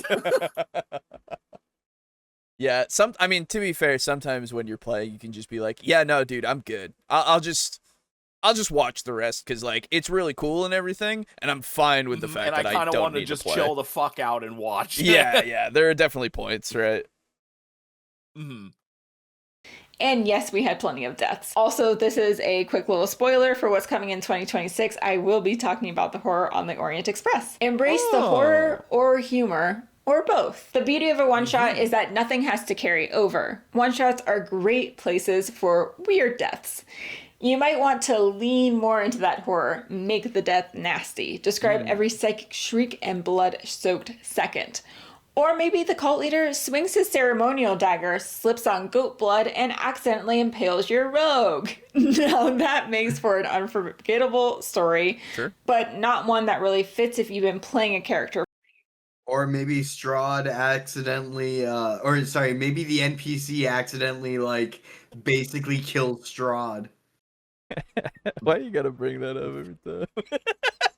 Dude, that was so funny. It was really funny. It was really, That really was, oh funny. my god. Yeah. Yeah. Oh, It was back in peak. those days. Mm. God. Yeah. Back in those days when we used a Palladium table for Palladium fantasy book that we didn't know was from that for D&D. Oh, good times. For 4 years. Campaign deaths hit different. The characters have history, the players are invested, and True. when it comes to someone dying, it's a rupture in the story you've all been telling together. That's why campaign deaths need a bit more care. You don't have to be epic all the time, but it should feel meaningful, or at least really memorable. Here's how to make that happen. Bring the player along for the ride. Depending on how long it is left in the session, you will want to get them in right away. A great way to do this is to give them the role of an important NPC. Hey! Hey! Huzzah! Huzzah! Because I mean that's something that I'm doing in my Call of Cthulhu campaign right now. Yeah, for like, sure. So far, basically every single adventure that involves like an overt possibility of death winds up having quite a few characters involved, and more than a few of them would be willing to join you and like do stuff. So you kind of have to future-proof yourself if you're going to be playing a a pretty deadly game. Yeah. Oh, absolutely. Because you never know. I know they're gonna die. Yeah, I At was least gonna some of say. them anyway. I mean, somebody's gonna die for sure. I mean, at some point. Yeah. Not every adventure, hopefully, but Right. it'll happen. There's possibilities regardless. Because, like I've said before, and I'll say it a dozen more times, because it's Call of Cthulhu, I don't have to balance all that much. Yeah. Because shit's gonna be deadly no matter what. Yeah, exactly. They get to play a different side of the table and improv a bit. If they prefer, though, they can start working on a new character right away, just getting the basics down. They can refine it later and figure out how they work it into the story in the next session. It's okay if you have to retcon something. Session? Wait. You're talking about a one-shot. Session. No, I think we're talking about specifically getting them on board as quick as possible with an NPC. Just in general. But Okay. this is if they don't want to. Yeah. I get you. Okay. Yeah. Later, it'll all work out. Just get them going and involved as quickly as possible. Let the death echo forward. This is a big one. Use the death as part of the plot. Did the party swear revenge? Did an NPC see them fall and decide to help? Does their sacrifice inspire a city to rise up? Or maybe it's as simple as naming a new tavern after them. This lets the character legacy live on, which is a lot of fun for everyone. And sometimes that player's next character is shaped entirely by how the last one died. A brother, a rival, a mysterious witness. Now we already The sun. Or their cousin Oh, who looks no. exactly the same and is the same class and the same weapon. Jeff. Bandithar's no. in a Bandithar? Exactly. Exactly. Oh boy. talked about in the moment reflections on character death. But in longer form play, I think it's important to give time after the action is over too. After the fight, after the fallout, give the group a chance to reflect, either in character or around the table. Maybe the party buries them and gives a short eulogy. Maybe you all just sit for a minute, remembering the highlights. In a game where I was a player, another PC had died mid-campaign, and so I had my bard character pull out her lyre and sing a song about the sadness to see this character go. Nice. Now, no, I will not be singing on camera, but just Trust me when I say it was epic.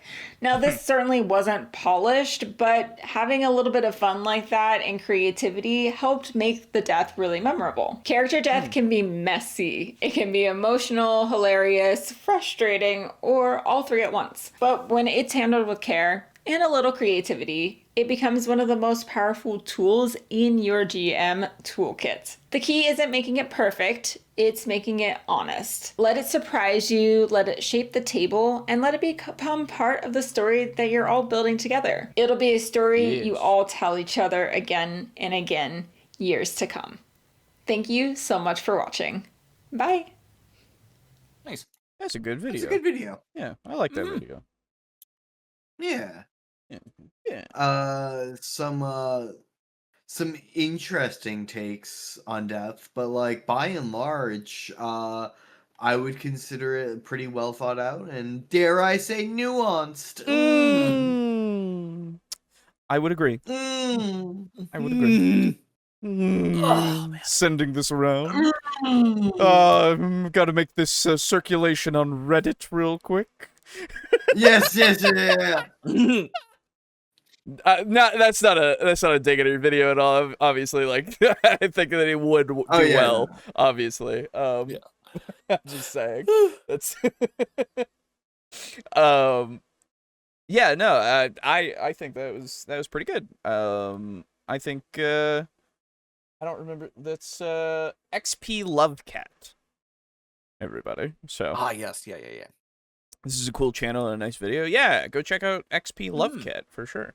I don't know any of the other videos potentially, but maybe in the future. We'll see.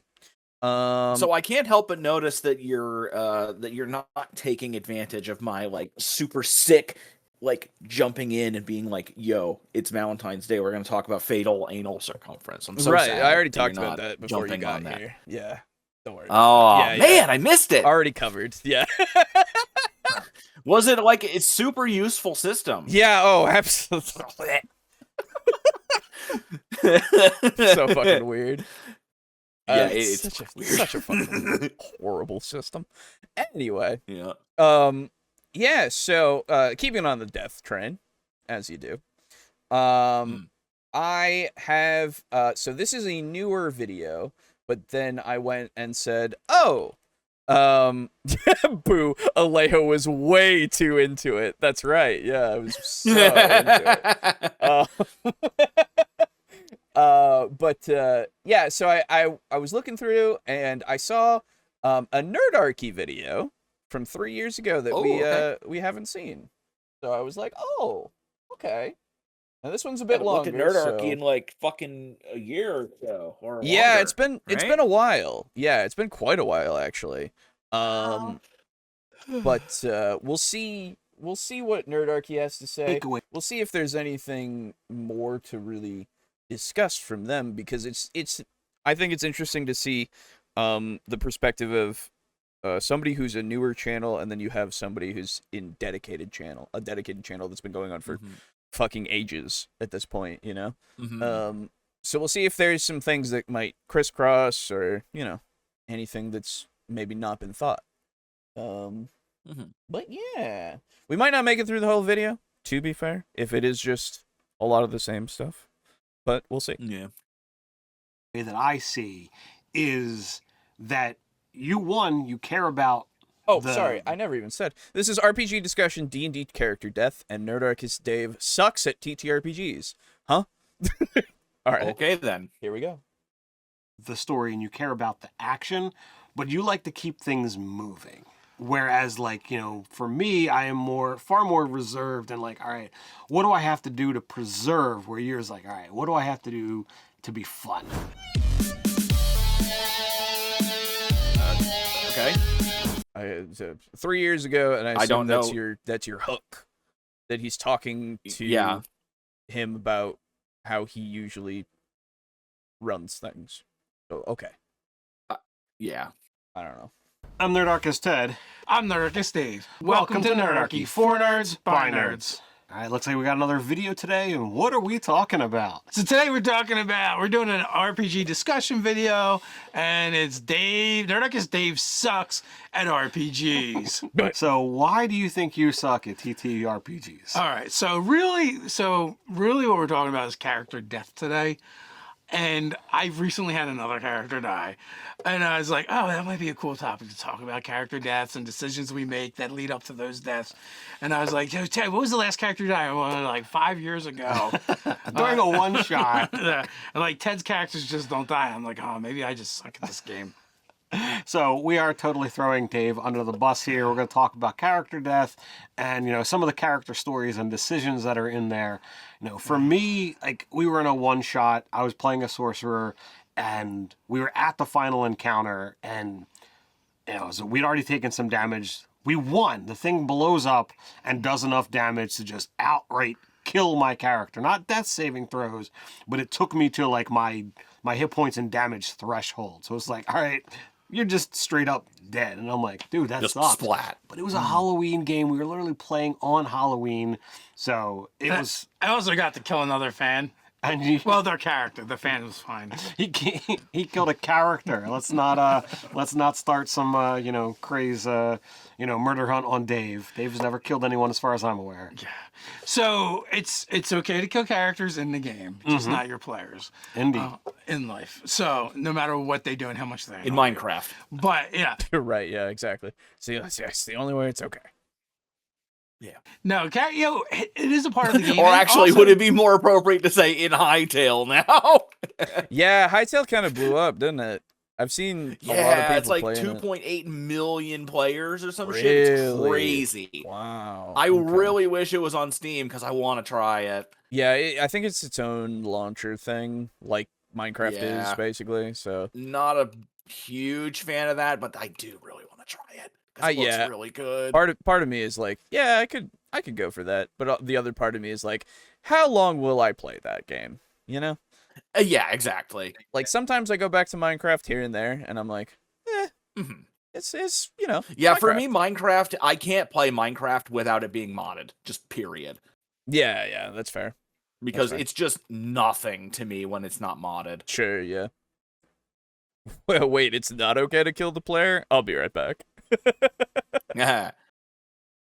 With some games, it's more of a part of than others, right? And like my last character death was a game where you know the fatality is much higher than you would expect, and it was also part of our session 0 and discussion about how do we feel about our characters dying in the game. Yeah, it was definitely one of those things that was a little bit tricky. So that was in Shadow of the Demon Lord, and we'll get more into that specific story, you know, on the other side. If you like these videos and you'd like to help us keep making more, why not come check us out over on Patreon and support us over there? Oh. As a special reward, you'll receive 5e content for both players and DMs alike. We have all kinds of benefits over there. We make magic items, spells, subclasses, races, feats, so much. Yeah, why are some of you like supporting us on Patreon? We don't do anything. I don't know. Yeah, I mean, nobody even wants our dice, so like, Yeah, that's right. every time. No, Every time. everybody who wanted our dice already got our dice for free. Yes. How many do you have still? Is it still like 98, 97? Yeah, something like that. Yeah. Oh well. At least there'll always be good giveaway fodder. Yeah, no, exactly. I don't mind. I don't care. Yeah. Wasn't Garibay friends with these guys? Yes, he used to be a host. Yeah, he on used here. to be. Honestly, I kind of would love to see a Nerdarchy video where he's on it. I want to see if Yeah. he's just as batshit or if he was more, normal. I always say at some point when we do 4E, I have a Garibay video like that is Nerdarchy. Ooh. So Okay. I don't know. Whenever we do 4E, like When whenever we do play 4E it, or again. whenever we talk. when we do 4E again on the Oh, show. okay. So when we talk about it. Yeah. So I just keep forgetting that it's a thing. I'll be honest. So I'm like, Yeah. No. oh yeah. Mhm. I saw a hole to throw money into. Ah, the money pit. Ah, thank God. Oh yeah. Okay. Yeah, it's just like Hey, it's just like what every government does. Whoa, there's a hole. Let's throw some money. No, in. dude. Yeah, no, dude, being a money pit is great because, those things never fill the fuck up. People No. are like, why won't this? Where is it all going? I have to throw Exactly. in so much to see if it ever actually, it's If like it when you starts throw piling, a rock into yeah. a fucking deep pit, you gotta Yeah. wait for the sound, Yeah, exactly. Holes in the ground are meant to be filled with money. True. How else are we to reach the bottom if not landing on a pile of money? I need Yeah. to Scrooge McDuck. I need Just to. don't do like coins. Unless they're Electrum coins, then that's fine. Electrum, yeah. Always Electrum. That's true. Yeah. I Would buy dice if I could. You're good. Don't you ever worry. Don't you ever worry. Yeah, no. Don't, dude. We'll just win them on Gara Bingo. It's fine. Yeah, exactly. Exactly. Much more that you're going to gain access to every month. There will be a link in the description as well as one of these cards for a free sample that you can download and try before you buy. It also might help preventing nerdarchy from dying as a thing if you support us over on Patreon. Since I've been playing, with nerdarchy, I've had quite a few characters die. But more recently, I would say within the last couple of years, I've had Guard die. My character, Artie, which was a replacement for Tunk, died.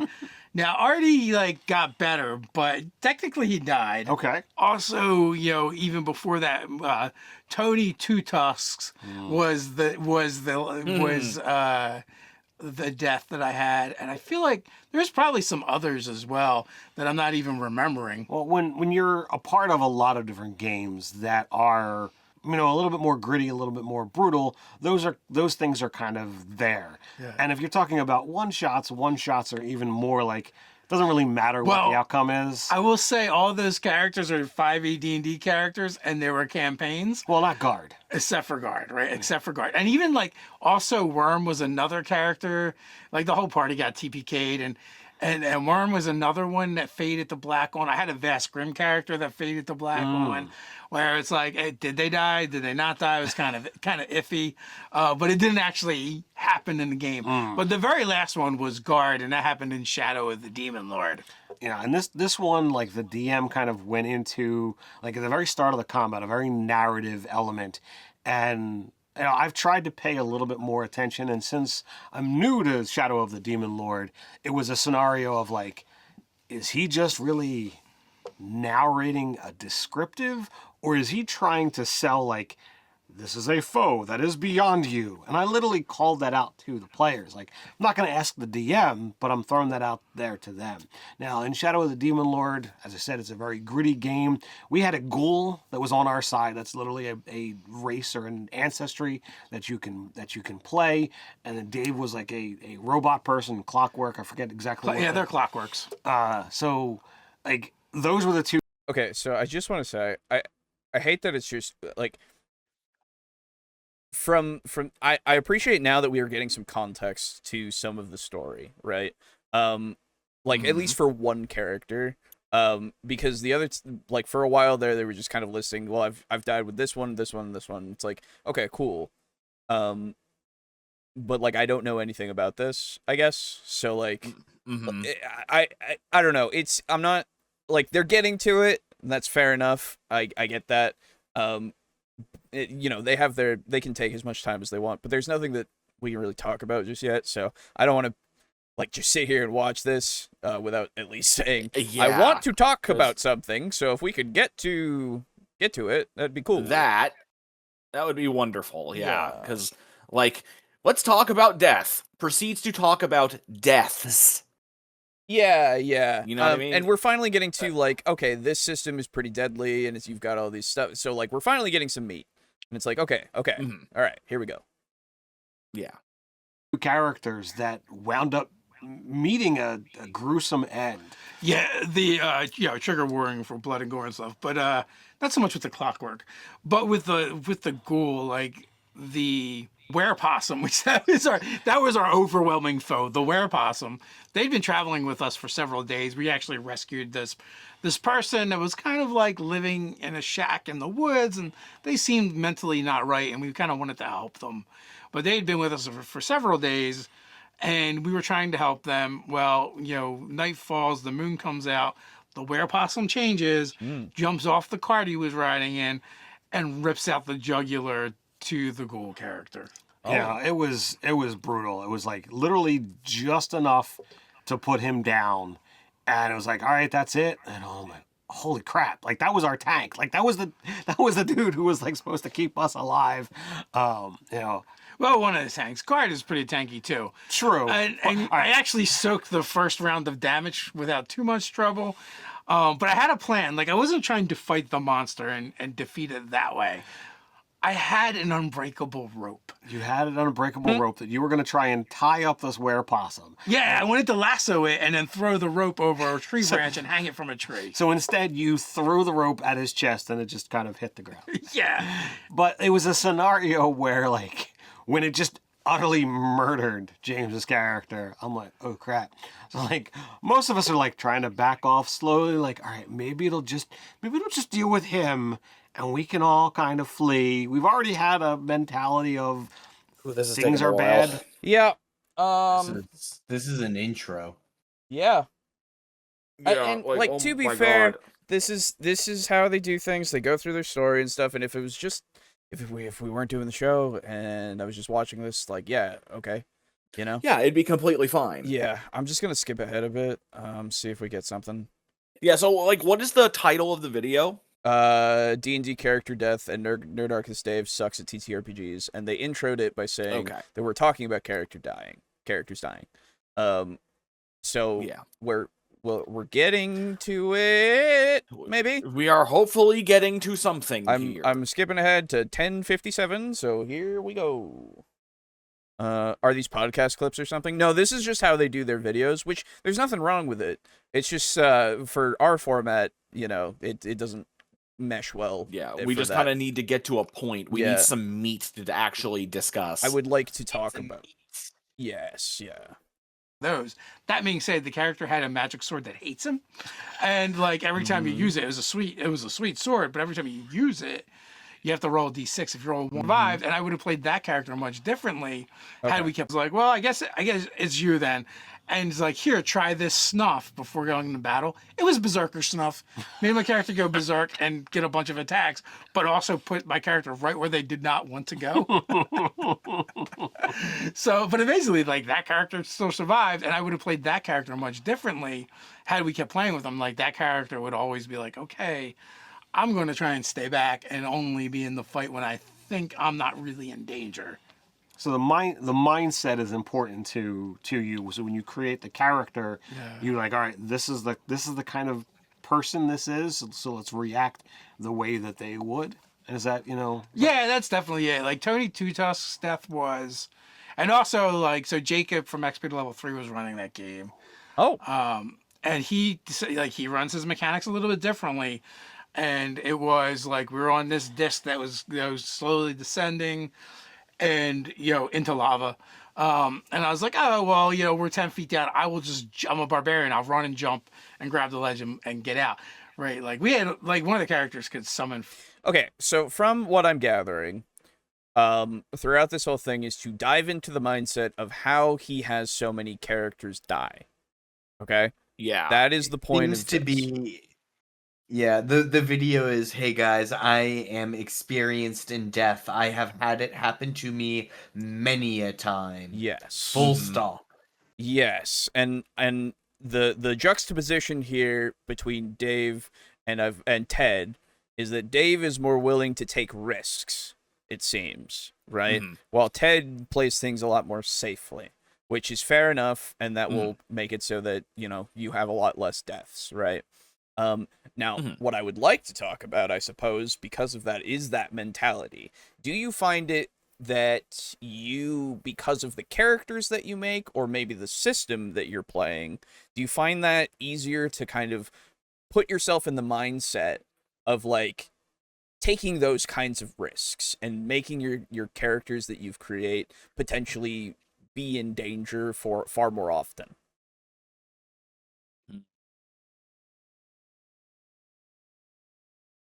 Well, I'm not typically, so let's see, at least in TTRPGs, Yeah. I'm not typically the type to do that.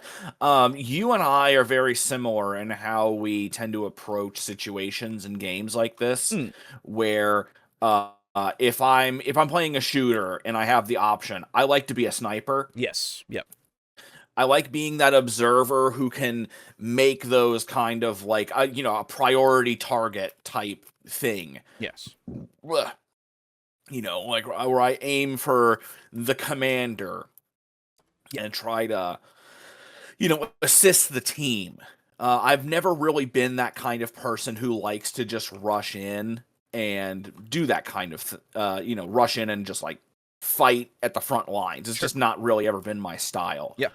So I do tend toward, being in the back line, being this kind of analytical person, because that's kind of how I am in real life. I don't tend to just immediately jump into a situation unless I already like fully understand what I'm getting into. Makes sense. So I guess I would say that I'm definitely more of a cautious player. Also because when I make my characters, I do tend... You know how a lot of times when we make our characters, if we don't have a name already pre-chosen, it takes us like 10 fucking minutes to just come up with a name that we actually like. Yeah. Well, yeah, dude, that's because I'm gonna be being called by that name for the next 4 years. Yeah, I'm gonna survive it all. True. I'm gonna be alive. I'm gonna live forever. That's right. But I think a thing with me is whenever I make a character, I try to give them like a really interesting backstory, and I don't want to, have that backstory just be wasted on a character. And it's like, oh well, shit. There's 6 goblins, not 2, and then I get dropped in one turn. You know what I mean? Yeah. I don't remember who was present, but I forget exactly the situation. But basically, we were making characters for a game. And everybody was like kind of coming up with like really basic backstories, like, oh, I want to, make money, I want to go on an adventure, I like exploring caves, blah blah blah blah blah. And the story that I came up with for my character was like essentially like 2 paragraphs, and I think it was Brogan. He was actually like, we were submitting backstories to him, and he's like, guys, Boo is kind of blowing you out of the water with his backstory here. And it wasn't because it was like some Shakespearean bullshit. It was just something that I put a fair amount of effort into, where everybody else was just being super basic. And that's just kind of a me thing where I make a backstory like that.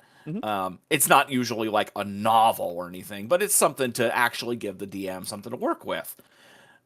So we understand, Boo. You mog us. I do. I'm just God.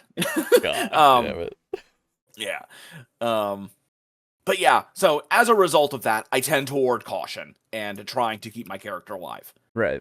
All that to say. Yeah. You're definitely more attached to your characters. Yes. Quite a bit more. And you're attached to other people's characters too. Quite a bit more too. Yeah.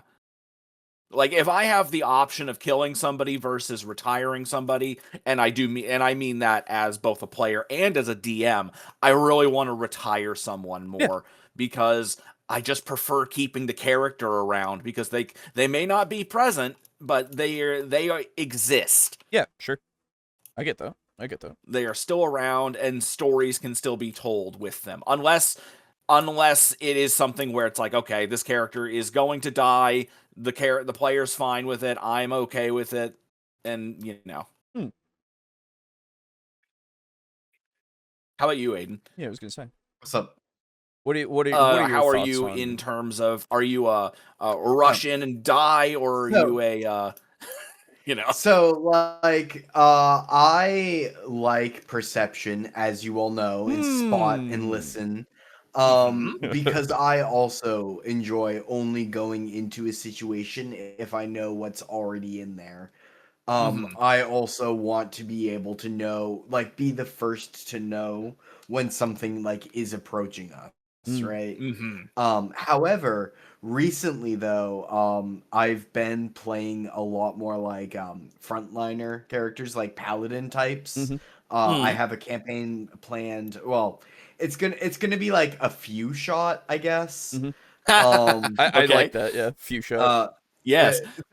thank you. I just made it now. Well, yeah, Um, coin it, ship it. Here we go. Yeah. yeah, Yeah. oh, I probably shouldn't have admitted that. Um, yeah, I'm gonna be level 17 barbarian though. Mm. Because I'm really starting to enjoy like being a big meaty wall of hit points. Yeah, Mm-hmm. yeah, And then just being like, no, you will deal with me. yeah, Mm-hmm. for sure. Playing Oh. tanks is fun. Yeah. Yeah. Yeah, well, so I usually defer a lot of the time when it comes to playing in a group because I want to, fill in where I need to, like I did with Mez. Mez was absolutely a support character. And but I can play whatever I need to play, right? And it really just depends on the character, you know? It really depends on how they are. If I'm going to act in a more risky way or if I'm going to act in more of a reserved fashion, right? Because and I don't necessarily know what that character is going to be session 1, right? Until I start playing them, because that's just how I do it. I have to like feel out who they are. I have my basic idea. I have their class potentially if they have one, or what they do as a profession or whatever it is, right, from the sheet. But like I don't know who they are necessarily until we go into a game, right? So and it also obviously depends on what happens to them in the story, because then it's just like, oh, well, because of this, this, and this, potentially they do become a bit more risky because when they weren't, something bad happened, Like, it just depends on the direction that we go during a game.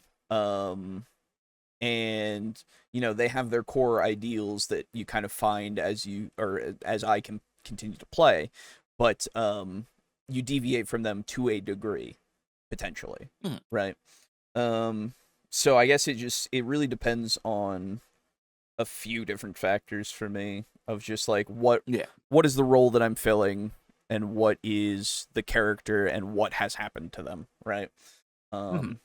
So yeah.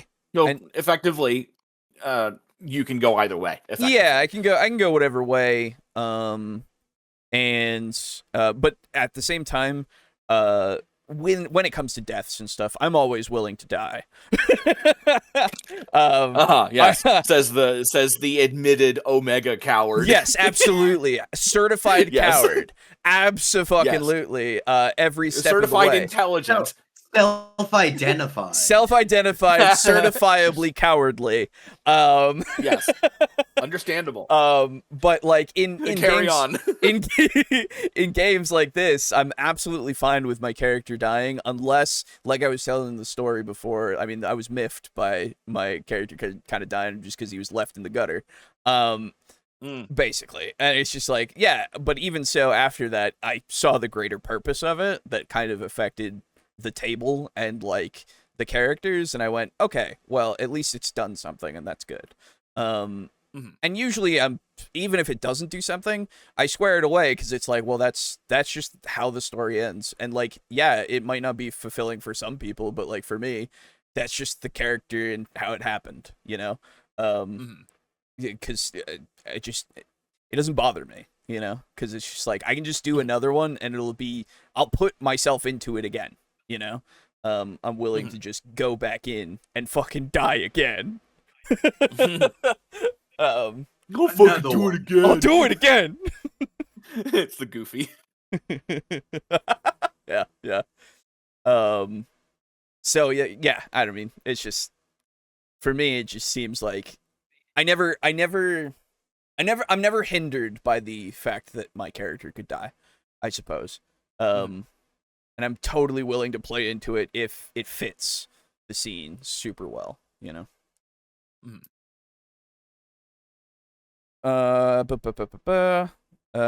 I don't jump into things either. I play a good amount of chess, which makes me try to think things through before moving. Fair enough. Yeah. Based. We've played a lot of Risk, so we can go from super cautious to totally insane without warning. Yeah, dude. Hell yeah. Risk is great.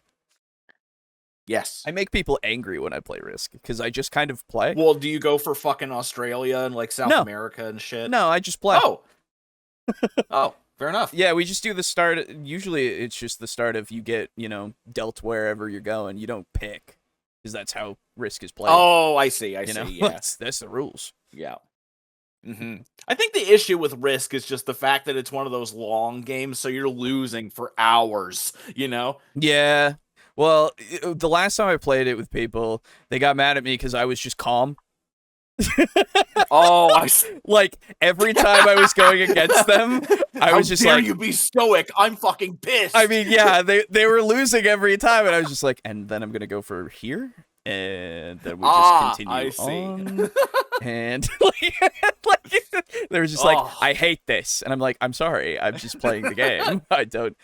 You're just not reacting. I'm like, I'm just playing the game. Why don't you care? No, I'm winning. I'm sorry. It was funny. Anyway. Yeah. All right, let's see if there's any grander point we can maybe drag out of this video. Flying mounts Yeah, and was gonna right. fly us out, but I'm like, it's easy enough. But the DM was like, okay, you have to roll an athletics check. I have run those style of games in the past. That's not something I particularly enjoy as a DM. I even when I'm sitting behind the screen, I care about the story and the characters. And when you see GMs who are just like, all right, this is going to be brutal, it really takes for me a rewiring, and I have to consciously make the decision to separate myself from the players to play that particular style. Yeah, from the character, you mean? Yeah, yes. Well, I mean, even from the emotion of the players, like character death is never a thing unless like it's something that the player, unless the player is specifically looking for it. Like I'm always looking at, well, what is the outcome? If that player wants to continue that the story of that character and they've died, is it within the realm of possibility? Is it out there? And I play with adults as well as with, my kids. So like, I'm always looking at that as an option of what if. So like to purposefully put something of like, well, you falling into lava, that's beyond just character death. That's like, you need a wish spell to kind of bring them back. There's no coming back from a lava bath. So like you don't just fix that easily. So like, those are things like where I've told people, in my game, where we're dealing with the Shattered World, I'm like, be careful around the edge. If you fall off, there is no saving. Like, unless you have the ability to fly, you're going to fall further than what a feather fall is going to do. And unless you could just keep doing it, like the best possible scenario is you have like umpteen spell slots, you use them all to get to the bottom, and you're alive. Or to a point where you can at least roll the 20 die 6. But like, so I told them like, ground rule, you fall off and you're falling. Okay, so I want to say, when it comes to death and utilizing it in something like D&D, right? When we have stuff like Revivify, we have Resurrection, we have Reincarnate, we have Wish, all those kinds of things, right? We've talked about it before, I think, here and there, but like when you are in a game and you're utilizing, or when you have the ability to utilize weird magic here and there, or quests to get magic to that you don't have access to necessarily, right? One of those things can be the case for use in getting those characters back, right? In fact, with that example that Chara gave before of the the wizard circle that resurrects you, but they experiment with it and you get mutated over and over if you continue to use it, and then potentially go insane because of how many times you've utilized it, right? You have these options that are there that you can utilize for them to continue the story with that character with consequences, or with the consequences for the party if they care enough to get that character back, right? Which is usually the case in a lot of settings. And, you know, giving the player that option can make it so that it becomes that, even that it deepens the bond between the player characters, right? Because it's like, well, you were, you cared enough about me that you actually like risked your life to get me to live again, you know? And that can be a very powerful thing, and it can really like take the story in a different direction that is super meaningful to everybody involved. So I would say, at least with something like D&D and having that kind of magical resurrection and things, utilizing it in a way that isn't just, well, we have a diamond, so, you know, it's cool. Yeah, we cool. found a diamond in the treasure chest. Yeah, you're good. Like, yeah, you can still use that here and there with the revivify thing, you know, when obviously if they're stocking up on diamonds, then it's like, okay, well, then we won't have that happen, and you guys, like, when you're dead, if you really want to like go through the thing, yeah, let's go for it. But like otherwise, oh, sorry. When I was saying that, I kind of meant it in a more of a reductive. No. Way, Yeah. It's like, oh, yeah, like you've got a diamond, and now you've taken it, you're effectively kind of just taking away a lot of the gravitas that might happen if you resurrect a character just doing that, or if you do it with some other kind of homebrewy house rule-y method that requires a lot of role play. Right. Which I'm perfectly fine with utilizing the rules with the diamond and everything, right? But like, what I'm going for is like making it so that diamonds are harder to get, maybe, and like all that, like things to make it so that it matters more, right? A diamond is a diamond, and those things are given the value that they're given, right? So the fact that people are parting with them potentially is something that could be even part of the quest, right? Like getting somebody to part with a diamond so that you can actually utilize it for the resurrection spell, right? And then, you know, having a bunch on hand could also be like, well, you need the dust or whatever, I think, for the revivify spell. So it's like, okay, well, if you're stockpiling them, hey, great. I'm glad you're doing that. Do you have something that can like make the diamonds into dust? You know, like it's just one of those things to just add that kind of, if that's the goal and you're not just buying the diamond dust, then it's like, well, yeah. Let's at least make it so that you do have a little bit of the, like, yeah, you prepared for this, but you do need to kind of like totally prepare. Does your mortar and pestle, you have one of those? Like, I hope so. And do you have one that can fucking grind up a diamond? Right, exactly. Which, to be fair, if they get a mortar and pestle, I'm like, all right, well, you at least did that, so you're good, right? They probably made their mortar and pestles so that it can actually do that. So it's like, okay, all right, because otherwise, why the fuck would you make it into diamond dust as your fucking spell? It's like, yeah, you know, it's like whatever. But yeah, I don't know. So like, this does raise actually an interesting question now that I just have thought of. So magical items are, as a rule, more resilient than mundane items, yes? yes, usually. So in order to get a mortar and pestle that can grind diamond, all you need to do is enchant it with a +1. Ah, yeah, okay. I suppose, yeah. Makes sense. That's fair. Which is at least something to sink some money into, making it so that It your is economy is good. Or better, excuse me. And if the DM really wanted to be a stickler for getting them to invest, they could say, "Oh, well, the mortar and the pestle are two separate objects." Excuse me, sir. I went on Reddit the other day, and they said, I'm gonna roll an insight check to see if the fucking shopkeeper is trying to scam the shit out of me. Yeah. "Perfect, yes." And then it's just like, yes. I would like What? to do a perception check for blazing, or what are the red hot Cheetos? Is it just red hot Flamin' hot Cheetos? Cheetos. Flamin' Flamin' hot hot, Cheetos. yeah. I would like to do a spot check for flamin' hot Cheeto dust on the merchant's fingers. Guys, I think he's a Redditor. But it's We all that know thing that of that's the only thing that Redditors eat.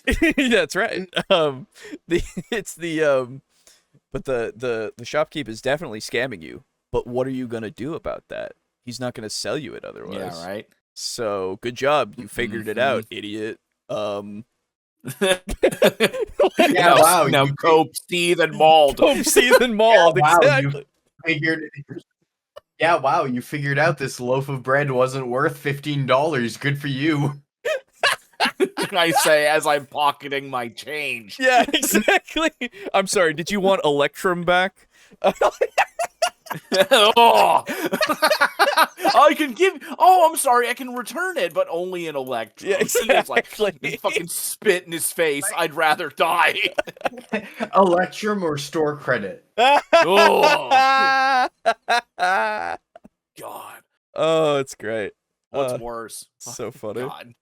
GameStop store credit. Fucking. Oh, eat my Oh. my, yeah, no. Oh, Jesus. I Oh. remember. Oh, you trading brought in like a fresh 360 that you bought yesterday? Yeah, it's worth like $3. I was gonna say, yeah, I traded in a game and it gave me like $230 for it, and I was like, yeah, Jesus not Christ. never do it. No, Those that was my discs are one so time. much more valuable nowadays. Yeah, for sure. But that was my one time that I was like, oh, I guess I'll just do it. Oh, Yeah. Absolutely ridiculous. yeah. Anyway. It's just dead because you're out of the game. There's no surviving a fall of that high, even though the game says specifically like it caps out at 20 die 6. I've fallen ridiculous heights in D&D and like stood up, shook myself off, and got up. I'm like, I'm sorry, I am wearing freaking plate mail. I fell 150 feet and I just get up. It doesn't work that way. Yeah, at this point, your plate mail should be squished flat, and like you should have shot out like toothpaste, right? But you know that's fine when you have that kind of stuff in your game, and you know you in session 0 you let us know about the falling, and that could be a problem. You know, and also like it's a good discussion to have in general. Session 0 is like, what is the mortality fatality look like in your particular game, and to get everyone on board so that you know the expectations are had, right? Like before we'd never do that, so it's just like, oh, like you never maybe like the idea that your character could die was there, but until it happens in your game, and like it's not something you're really expecting or prepared for, can be a little traumatic for players that are new to the game, younger players. So it's good to have the discussion beforehand, so when it does happen, everyone's on the same page and everyone can kind of, you know, agree, you know, what's okay in the game. Right. Well, and it's beyond, you know, just the concept of the rules. You know, you have to look at what is the theme of the game, what is the expectations of everyone at the table. Like I feel that it's, you know, it's probably in my player's mindset that, okay, when I game with Ted, this is what is expected.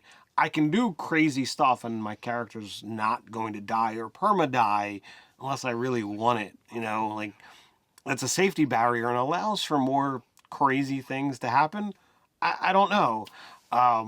You know, so it's all something that having conversations with your GM, having session 0s really are helpful to this whole mentality. And then also too, like getting into the mentality of the character you're playing, like how safe are they going to play? Are they going to always try and avoid danger, you know, at all costs, or is that you as the player playing them that way, because I think as a role player it's a lot more fun to experiment and play with more reckless characters. Some characters are more concerned about self-preservation. I've played other characters that they literally try to get other people to do the dangerous stuff, thinking that there's going to be something dangerous. I never say it as a player, but in character, I'm kind of like egging them on and pushing them towards things Nudge, nudge, nudge. that may get them killed, right? And definitely some games lend themselves, Morkborg and Vast Grim or OSR style games. A lot of those style games tend to be more brutal. Shadow the Demon Lord is another game that's supposed to be more brutal, and we've seen a bit of that as well. Oh, yeah. But as long as your players know what they're getting into. Yeah, I think that's that's a fair estimation. Look at what the rule set is. Look at who the DM is. Because we've definitely had DMs that they were out for blood. Early on, as well as even within 5th edition. DMs who were just like, look, here's the story, and if you interact in a way, you go in a place that you shouldn't, you could just straight up die, and we saw it. And that's okay too. Like, I like games that have serious outcomes, right? I may not want them all the time, but I did a one shot for Save or Dice for the Skittermander adventure, which was a Okay. Let's just skip ahead a little bit. This is just I just want to see if there's anything else. It's just when Tunk died. One of the other characters kind of considered Tunk like their buddy, and Tunk kind of toadied to that character and considered them the boss of the group. So when Tunk died, they tried to go and retrieve Tunk from the afterlife, kind of, and then a DM aside, and then we lost him. We lost Aiden. Oh, so you fell asleep. He's back. Hello. Yeah. Yes, I we don't know what's it's up with very my boring. Discord. Yeah, no, I really don't think we're gonna get too much else that's anything different. It's just and again, there's nothing wrong with them telling the stories for them to then go off in their diatribes and go into what is part of we are not ones to judge for that for sure, obviously, but there is no difference, unfortunately. The other video is one that I would recommend for more concise information, as well as examples that are given that are relevant to and poignant to what the points are, right? Yes, I would agree. And this one again, it's nice to hear the stories and stuff. It's fun to just hear the war stories, if you will, right? I don't mind that at all. It's just I would like to hear more of the opinions that they have. Actual informational stuff. Yeah, just because they're so experienced, Yeah, kind of to piggyback off of your point, Alejo. I feel that the first video we watched would be the video that I would recommend to an outsider to D&D who might be curious about what death was like and how certain tables like to move forward around the topic.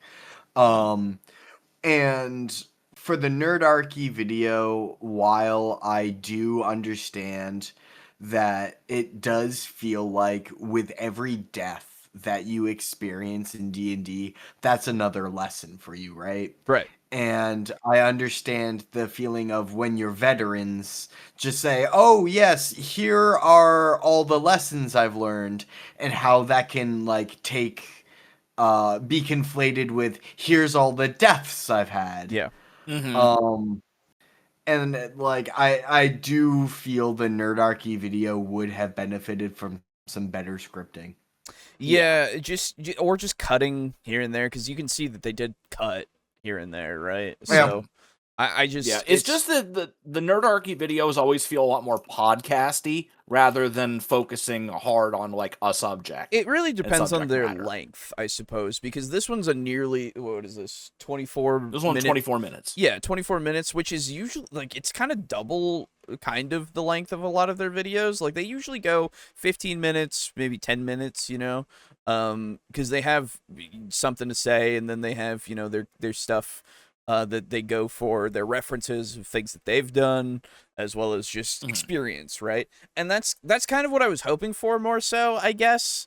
The utilization of that, and like it's there. Don't get me wrong.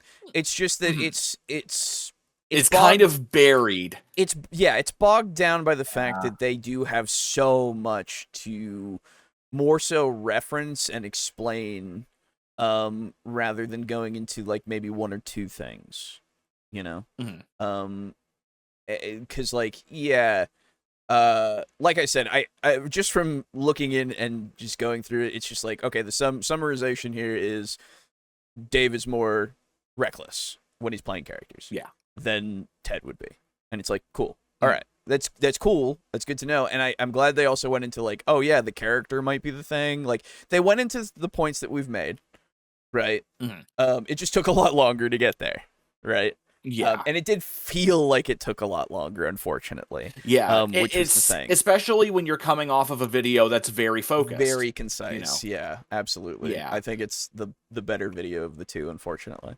Not unfortunately for the video, obviously, but like just for this video, unfortunately. But yeah, I'm not trying to bash Nerdarchy or anything, right? I'm just saying. No. It's one of those things where, unfortunately, it just feels like we have better content to go to. Does Ginny D have a death video? She probably does. Yeah, I would imagine. I think so. We might have covered it, maybe. We watched Ginny D in fucking forever, honestly. No, did we? No, we did relatively recently. I think you might not. Maybe you guys did it and I wasn't there. You might not have been here for that. Yeah, I might have been that. But yeah. So I think that's going to be it for the Nerdarchy video.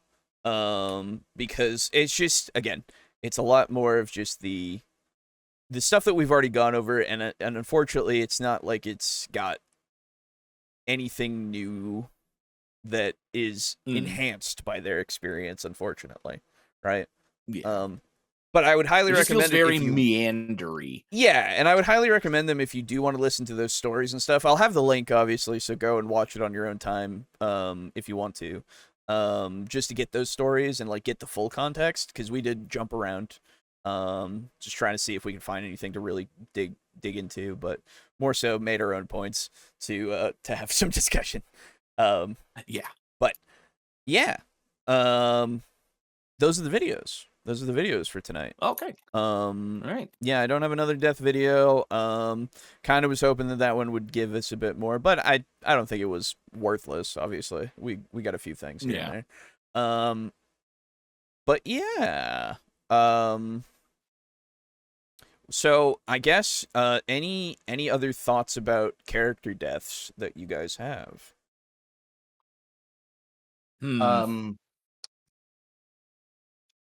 Ooh, you had to ask me these trick questions, Alejo. I apologize. I don't usually. You're right, because we usually end on a video that has us going through. I know. We usually begin with giving our own thoughts. It's true. It's true. I would say, yeah. To any oh god, that's not going to be helpful advice. Say it. I want to hear it. To any new players out there who may be worried about their characters dying, I wouldn't be so concerned about thinking of death as like a point of like you losing the game. Because like having died many times myself, the predominant thought that you will come to notice yourself having around death in D&D is, I just want my death to be meaningful. And then it struck me that might be unhelpful advice, because I can then imagine a new player then asking me, okay, so what does a meaningful death look like? And I would go, Yes. wow, there are Yeah. many different answers to that. So like, Exactly. it's It would depend on the game, but I think that Depend on a lot of things. I think that that's still a decent enough question because it gets them to think about, how would this character's death be? How would I give this character's death more meaning and give them a satisfying death? Yeah, like I was saying with It gets you in the mindset of the character and Yeah. the other characters and the campaign that they're currently playing in. yeah, for sure. I think that's a fun question. Yeah, because like I would say that the character death that I was talking about the clone of Yulon, basically, who Clone of died Elon? What? clone of Yulon. It's his death didn't have meaning until I gave it meaning, really, because it became that because it wasn't, it didn't mean anything for a little bit there, just because it was ignored until I actually just took it upon myself to give it that meaning, right? And it meant something in the story, but also in the meta, right? Helped with a few different things, right? So there are situations where it could just be not as meaningful in the story even, and it could be more meaningful to everybody around the table, right? Or it could be vice versa. Doesn't necessarily mean a lot to everybody around the table, but it means something to you and the characters in the game, right? Or you're detached from it and you just go, well, and it doesn't mean much to you, but it means something in the story, right? Could mean something to the NPCs even, It can take a lot of forms, and it really just depends on a lot of different variables, so there's no one good answer. But I do agree with Boo on the it helps you think when you go, well, what does meaning mean? For a death. What does meaning for this character and this story look like? Yeah. So yeah. I don't know. Well, I guess unless there are any other thoughts. I don't know if I have any. I'm kind of drawing a blank, No, if I'm you're fair. honest. You're absolutely fair. Then I suppose that ends our special Valentine's Day death discussion. Way! Oh my God. Happy Valentine's Day, everybody. I hope your characters have a great death. Yeah. A lovely death. A lovely, lovely death. Well, hey, it can make it so that the love that you share is more meaningful when there is death involved.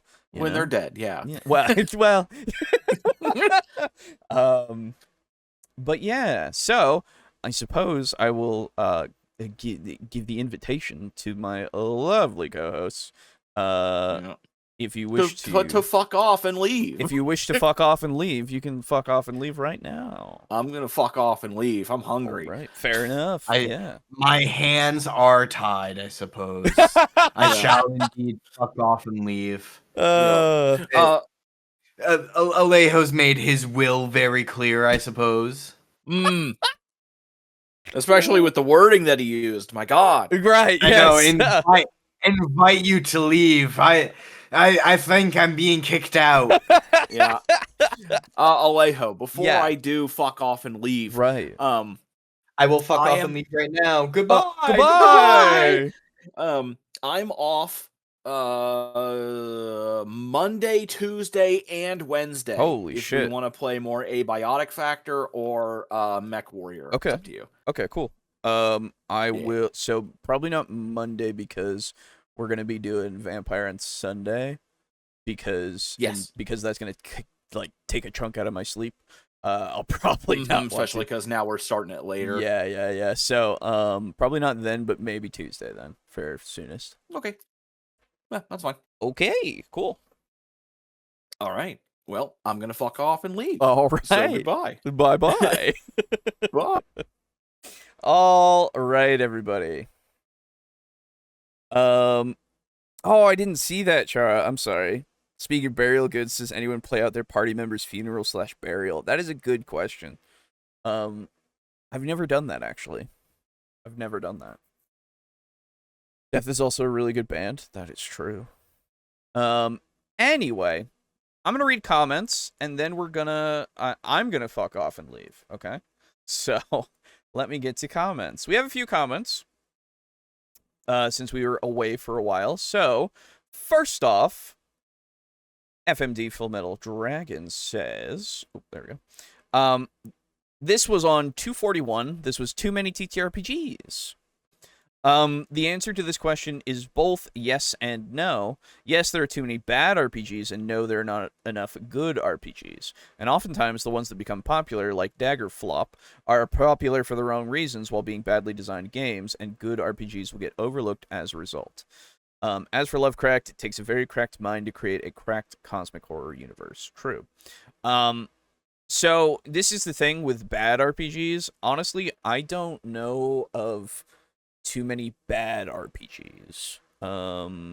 Dagger Heart is definitely one of the ones that I don't think is necessarily bad. But we've already talked about this, so I just it's one of those things where I only hear about the good ones because of other people, right? Isn't bad subjective? Not necessarily. No. There could be systems that literally just don't function properly, and that is objectively bad, because of the way that their actual rules and stuff don't interact well with the actual system. So you can have objective bad systems. Like I will always point to the Dark Souls 5e system before it got fixed was objectively bad, because it had rules that legitimately did not work. So no. Not necessarily subjective. I know a lot of people don't like Dagger Heart, and I think there are a lot of disparate things in Dagger Heart, but as somebody who has not played Dagger Heart and only read a little bit here and there, I cannot tell you if it's objectively bad or not, necessarily. But regardless, but yeah, so with the good RPGs being outshined by bad RPGs, I don't necessarily know. I'm not in the space well enough to comment on the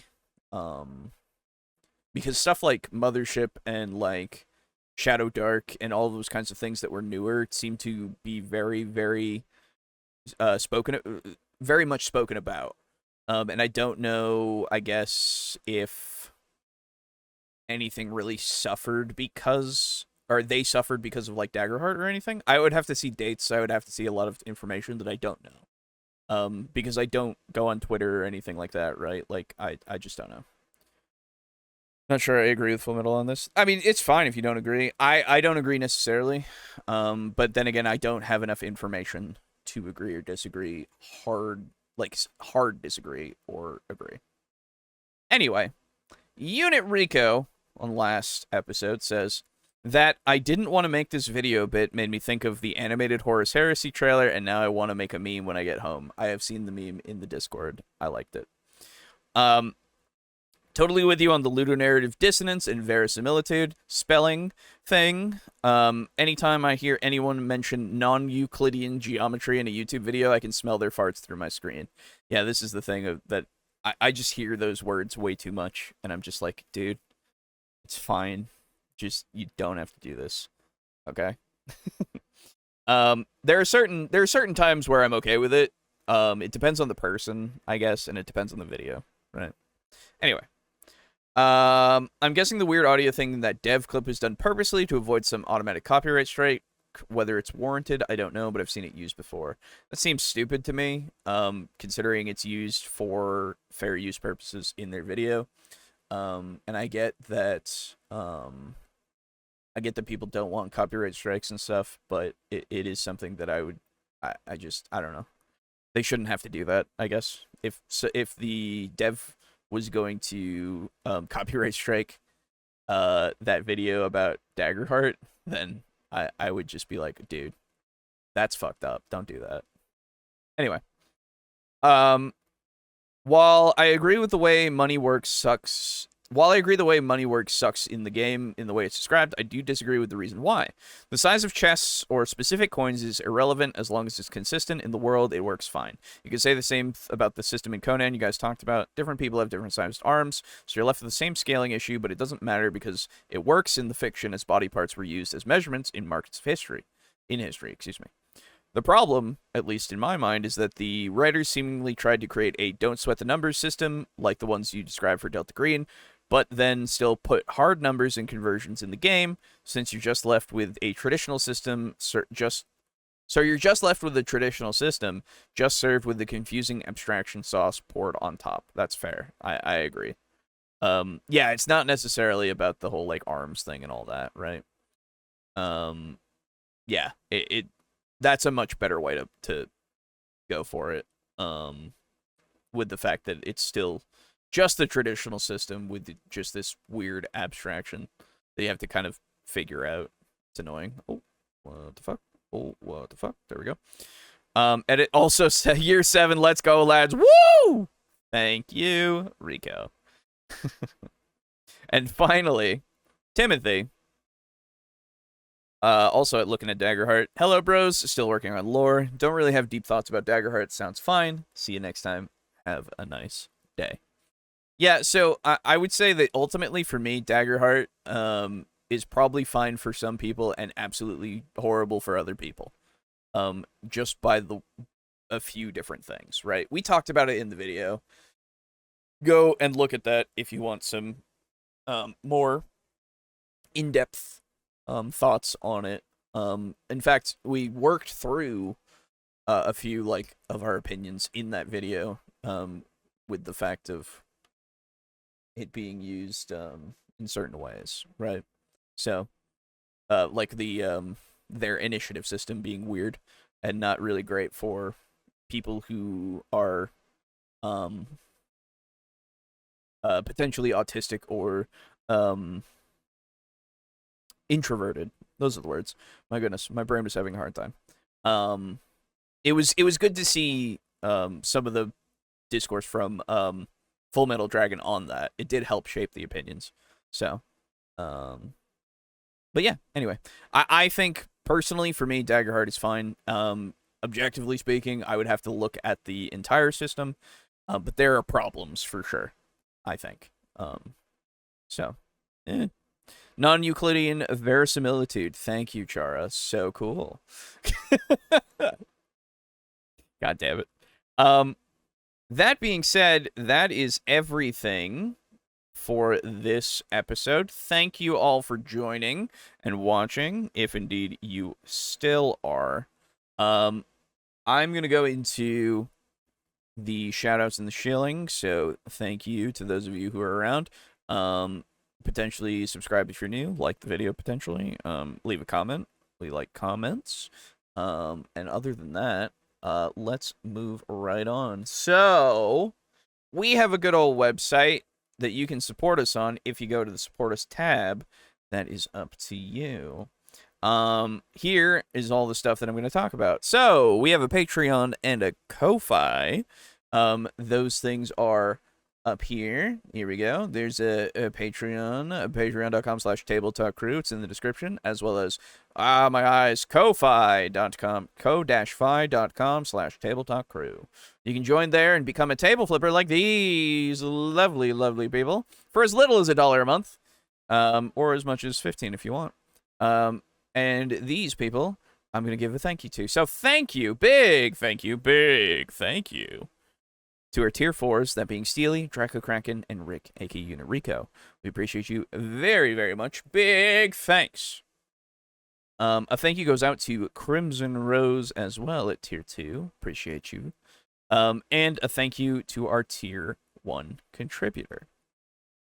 If you join the Patreon or the Ko-Fi, you're basically just supporting us. You're also getting access to sometimes when we get things out that are new and ahead of schedule. And if I do editing streams and if I do table flipper only games, you also get a little role in the Discord, depending on your tier. It's up to you if you want that too. I think it's optional now if you join the Discord, so there you go. Anyway, we also have our 4th wall shop. Look at these dice that we were talking about before. Hey, do you have dice? Whoa, do you want dice? Well, we have a few things. We have the Sunrise and Sin City mat that you can use for your keyboards, or you can just use it as a general mat for like rolling dice on, whatever you really want to do. We have our keychains here that you can get. Lovely little things. The dice themselves, these are the custom dice. These are all behind me, I think. Where did I put them? Yeah, they're behind me. And these will get sent out to you if you buy these. The coasters, they're there. The mug, Jerry, a very small mouse pad if you want that, and this notebook as well if you want that. Up to you, of course. All stuff that you can get to support us. I like this mouse pad quite a bit. It's over in my my bedroom for my lap desk. I like it. And yeah, I mean, up to you if you want all this stuff. Continuing on. You can donate to our PayPal directly. That is a link here. Honestly, I might just change this out to not being the PayPal. I might just change it to being like the one that technically goes to the stream, technically. There is a link in the description for that, but regardless, you can donate to us directly here. We're also affiliated with Humble Bundle down here. You can see a Humble partner. If you use the link in our description or use this link here, and go to Humble Bundle, you can buy stuff through there, like bundles, like the stuff in the store, like the choice bundles, and give us a little bit of kickback. Looks like... What do we got here? Ooh, Sci-Fi Shooters 2.0 has, I see System Shock 2 in there. Ooh, very cool. Forgotten Realms Vaults looks like Wizards of the Coast. What is this? Oh, these are actual books. Oh, cool. So you can get some D&D actual stories if you want right here. That's pretty cool. What else we got? Do we have any... Let's see. Do we have any... I think the Fallout bundle is still here. Yeah. Fallout Tabletop Mega Bundle. So the Fallout game, the table ttrpg, if you will, is here, and you can get some stuff to actually have STLs for why can't I think of 3D printers? There we go. As well as the actual game itself, I believe down here. Yes. The Winter of the Atom, the actual PDF there, I think is the Common Crossfires here. Warfare Expansion. Where's the...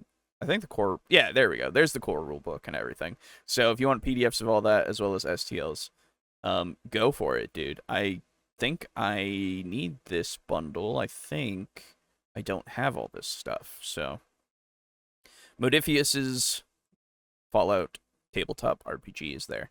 I would recommend that. I know Rico would too. You know, Rico has talked about it in our Discord. But yeah, there's a lot. So go and check out Humble Bundle. Use our link. Humble Bundle is great. Continuing on. Last but not least, of course, we have Drive-Thru that we are affiliated with RPG, fiction, comics, and cards. All of these links work here on our website, TableTalk. dnd.us. And here is the Drive-Thru RPG. It's the one I'll go over just because it's the most relevant. Looks like we've got some official Cyberpunk Red stuff right here with interface Red. Ooh. The Index Card RPG Game Mastery books over here too. I know a lot of people like that. Index Card RPG right here. There's a bunch of sales and stuff on things, so I would highly recommend you go and check them out using the link in our description, and within 15 days, if you buy something after using our link, we will get a kickback. I think it's 4 or 5%. I don't remember. A lot of user-generated stuff, a lot of official stuff, and obviously the cards, comics, and fiction sections also have their own cards, comics, and fiction. So, go check out Drive-Thru, Drive-Thru sites. They're good stuff. And that'll do it. That's all the shilling and stuff. So, once again, here at the end, I thank you all for joining us this evening for Death and Valentine's Day. In fact, it is still Valentine's Day, technically right now. For those of you in the future, I hope you had a good Valentine's Day when you're watching this. Even if you're all alone and you're just listening to us for a couple hours or something. We appreciate you a bunch. Hope you continue to enjoy, and we'll see you next week for more of the show. Goodbye, everybody. Goodbye. Happy Single Awareness Day. Exactly. Singles Awareness Day. Wow. I'm right there with you, dude. All right. Bye-bye.